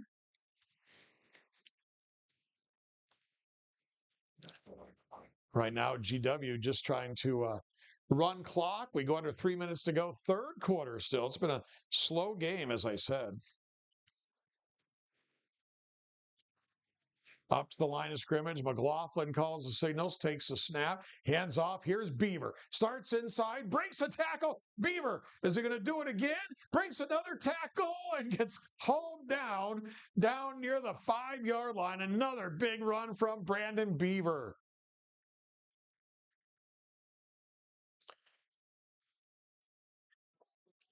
Beaver down near the 5-yard line, and he's just refusing to come down.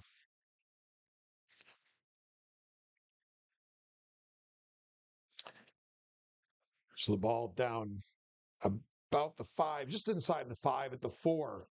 McLaughlin takes the snap. And it goes straight ahead.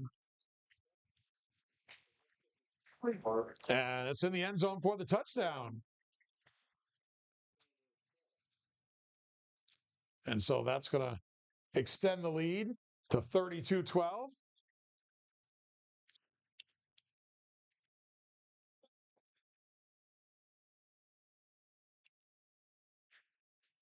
And so they'll go for the 2-point conversion.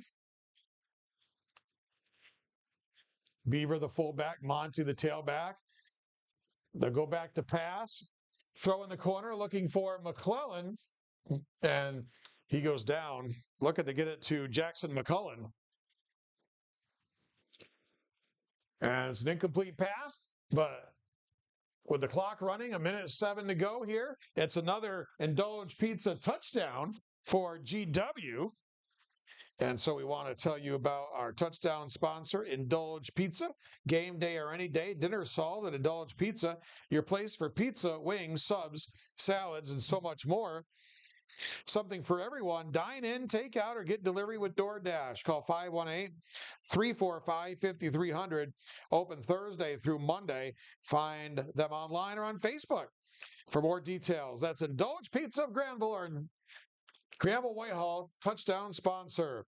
Tonight's game also brought to you by Ravenna Shop and Save and Hoosick Valley Shop and Save, your hometown grocery stores where community comes first. You can always count on Ravenna Shop and Save and Hoosick Valley Shop and Save to support your community's youth, both on or off the field. Stop in today and experience service with heart. Ravenna Shop and Save of Ravenna, Hoosick Valley Shop and Save of Scotticoke. And that's going to do it with the running clock for the third quarter here. And so I was saying, it's been a slow-moving game, but it's going to start moving a lot faster here now with the running clock.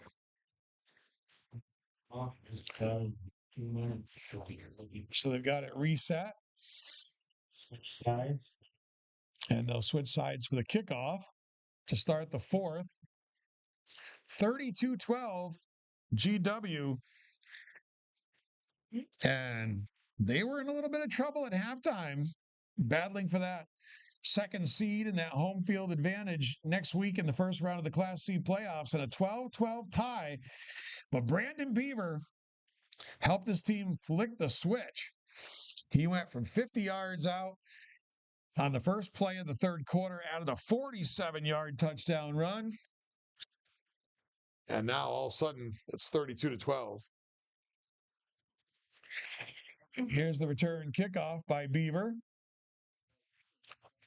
And looking for some running room there for the Cannoneers. To the left and now back to the right is TJ King. And great effort there by King, but finally brought down across the 45 at about the 46-yard line. So we'll have the running clock here in the fourth quarter.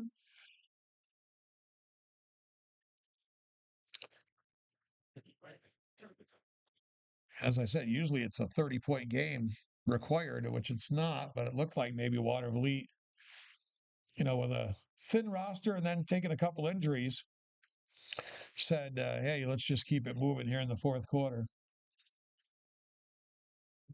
So up to the line of scrimmage come the Cannoneers on first down 10 at the 47-yard line. Brady Kelly out of the shotgun takes the snap, back to pass, throws, it's caught, and breaking away down the left sideline, and still on his feet, and maybe going to get in the end zone. No, going to be brought down from behind. That was Sam Huntington hustling downfield to make the play. But on the catch was that Andrew Woods, number 40. Big play.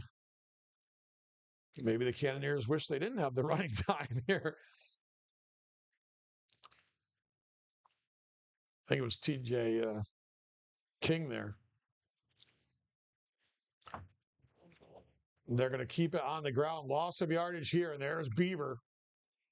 As Kelly tried to run it himself, and Beaver takes him down for about a 5-yard loss back to the 11-yard line. Brandon Beaver, big-time candidate for our Lake Champlain Coal Company player of the game.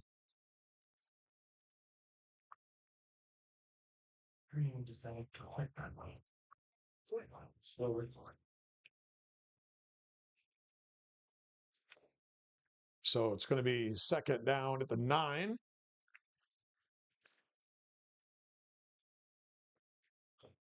King comes out, looks like here to the right side for the Cannoneers. Kelly out of the shotguns, got Santiago with him. He's going to roll out, looking. He's got pressure from Sagana, throws back against the grain, intercepted. Coming back the other way is Granville-Whitehall, and brought down a hard hit. But that is Lucas Vandenberg with the interception for GW in the end zone. So GW is going to take over with 8:50 to go.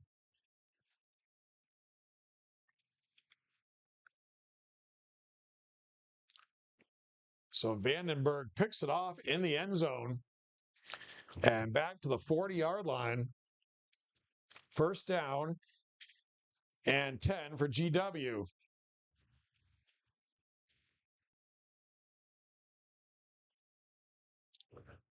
McLaughlin brings him up to the line.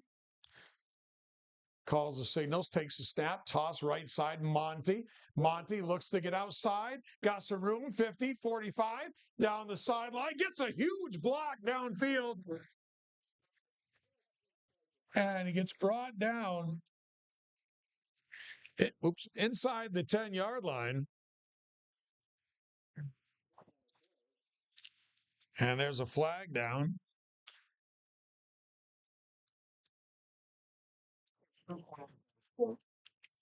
So a couple of flags down.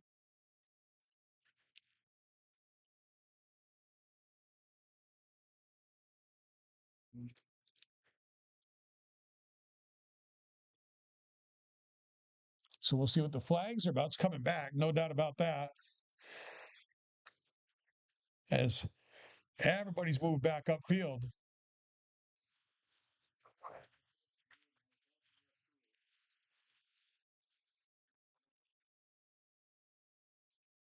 Wow, that's a horse collar tackle, but I don't know. That's what it is. It's a horse collar tackle on Watervliet Heatley and another penalty on GW. So it comes all the way back. They'll replay the down. So just like it never happened. And they'll keep it on the ground. This is Monty. Monty to the 50, runs over a would-be tackler. That is DeAndre Scales that he ran over. He'll get credit for the tackle, but I use the term loosely as we go under 6.5 to play.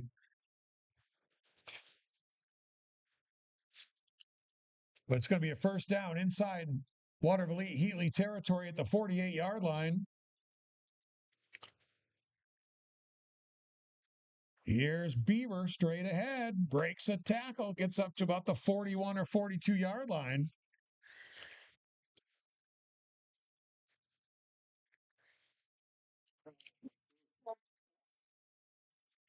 The clock continuing to run. We're down under 6 minutes to play now. Pickup of 7 on the play by Beaver. It's going to be second down and 3 coming up for GW. McLaughlin brings him up to the line of scrimmage. He'll take the snap. He'll hand off to Monty. Huge hole on the right side. Monty looks to get outside. Down the right sideline. Still on his feet. And he's in the end zone for the touchdown. 41-yard touchdown run by C.J. Monty. And it's now blown open here. They're going to go for the 2-point conversion. 38-12.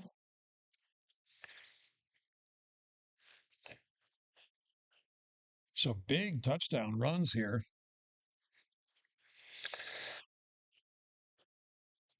for Beaver and Monty. Beaver with a 47-yarder, a 51-yarder, or 50-yarder, I should say. They'll keep it on the ground. Looks like Monty, I believe. And the conversion is good. It's another Indulge Pizza touchdown by C.J. Monty. And with the 2-point conversion, 4:40 to go, it brings the score now to Granville-Whitehall 40 and Watervliet Heatley 12. This touchdown brought to you by Indulge Pizza, our touchdown sponsor. Game day or any day, dinner solved at Indulge Pizza, your place for pizza, wings, subs, salads, and so much more. Something for everyone. Dine in, take out, or get delivery with DoorDash. Call 518-345-5300. Open Thursday through Monday. Find them online or on Facebook for more details. Indulge Pizza of Granville, our touchdown sponsor. Also brought to you by Lake Champlain Coal Company, your local fuel supplier. Lake Champlain Coal Company, fuel oil, propane, kerosene at the pump. making warm friends for 5 generations. Lake Champlain Coal Company, they're our sponsor of the Lake Champlain Coal Company Player of the Game. So Brandon Beaver ready to kick it off here for GW.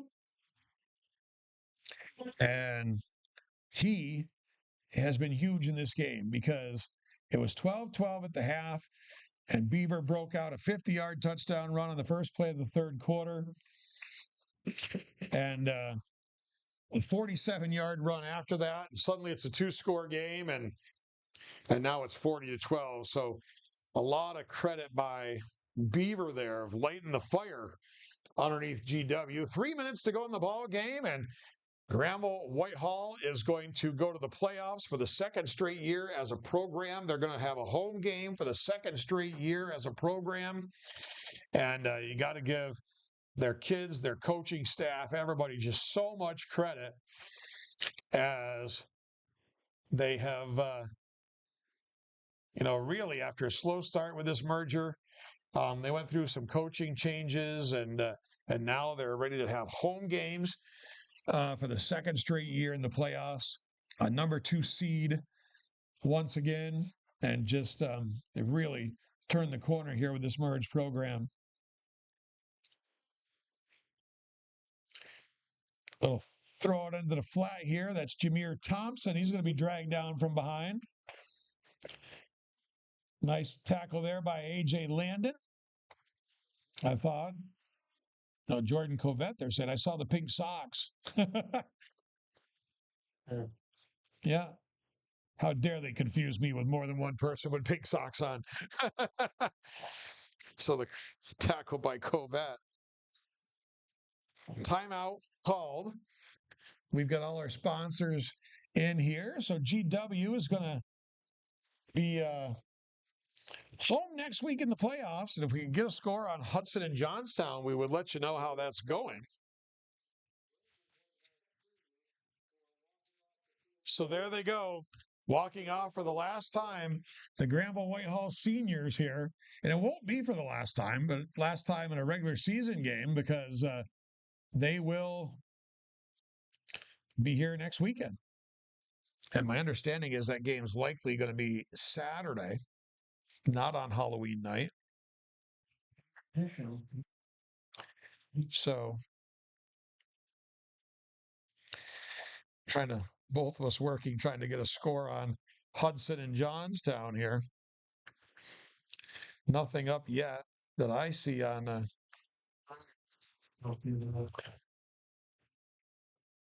Max Preps didn't have it yet. No. That's Here's a throw down the middle and broken up. Vandenberg was back there. Vandenberg, I thought, was going to get another pick. He's already got one down to the end zone earlier here in this quarter. So the clock, even with the incomplete pass, still running.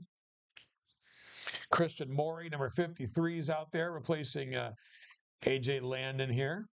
Some different players on for GW. Number 9's coming out, Donnie Parker.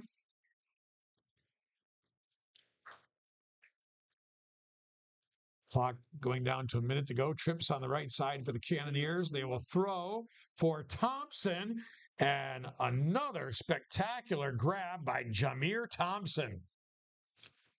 Kid's a heck of a football player, folks. He's the real deal. I mean, he doesn't have, a ton around him here, but Brady Kelly can throw the ball and Jameer Thompson can catch it. Those two in their own right, fun to watch for the Cannoneers as we're down to probably the last play of the game. they probably do some. First down and 10. Back to pass. Kelly rolling, has pressure, and throws incomplete. Looks like it was Mason Sagana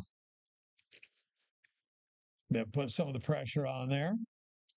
77's coming out for GW. That is Max Arnado, but the game comes to an end with the running clock, and our Lake Champlain Coal Company player of the game tonight has got to be Brandon Beaver. I mean, tie game, 12-12 at the half. He comes out, you're in trouble. He runs for a 50-yard touchdown run to give you the lead back. The guys get a stop. He comes out, runs for a 47-yard touchdown, changed the total complexity of this game. And so our Lake Champlain Coal Company player of the game tonight is Brandon Beaver. And it's funny, I interviewed him after the game a couple of weeks ago, but that was down at Mechanicville after that game, I believe it was. But tonight, our Lake Champlain Coal Company player of the game is Brandon Beaver, as he lit the spark under this team that got the job done. Tonight's game brought to you by Telescope Casual Furniture of Granville, our sponsor of the Telescope Casual Furniture Broadcast Center, Hoagland Property Management of Granville, Skiing Valley Agency of Granville, Indulge Pizza of Granville, our Granville-Whitehall touchdown sponsor, Lake Champlain Coal Company, our player of the game sponsor, and Ravina Shop and Save and Hoosick Valley Shop and Save. All of those are sponsors of our live coverage of high school football. GW is going to be the number 2 seed in Class C East, and they will play at home next weekend as they will take on the winner of Johnstown versus Hudson in the first round of the Section 2 Class C playoffs. Second straight year with a home game, second straight year with the number 2 seed. Congratulations to Kevin Gibo and his coaching staff and the Granville-Whitehall kids on really making a name for themselves here in Class C football. That's going to wrap it up here from Sam Eppolito Field in Granville. Once again, our final score, Granville-Whitehall 40 and Watervliet Heatley 12. For Eric Picar, my producer and cameraman, I'm Keith Harrington saying so long from Granville. This has been a production of NYVT Media Sports. Have a good night, everybody.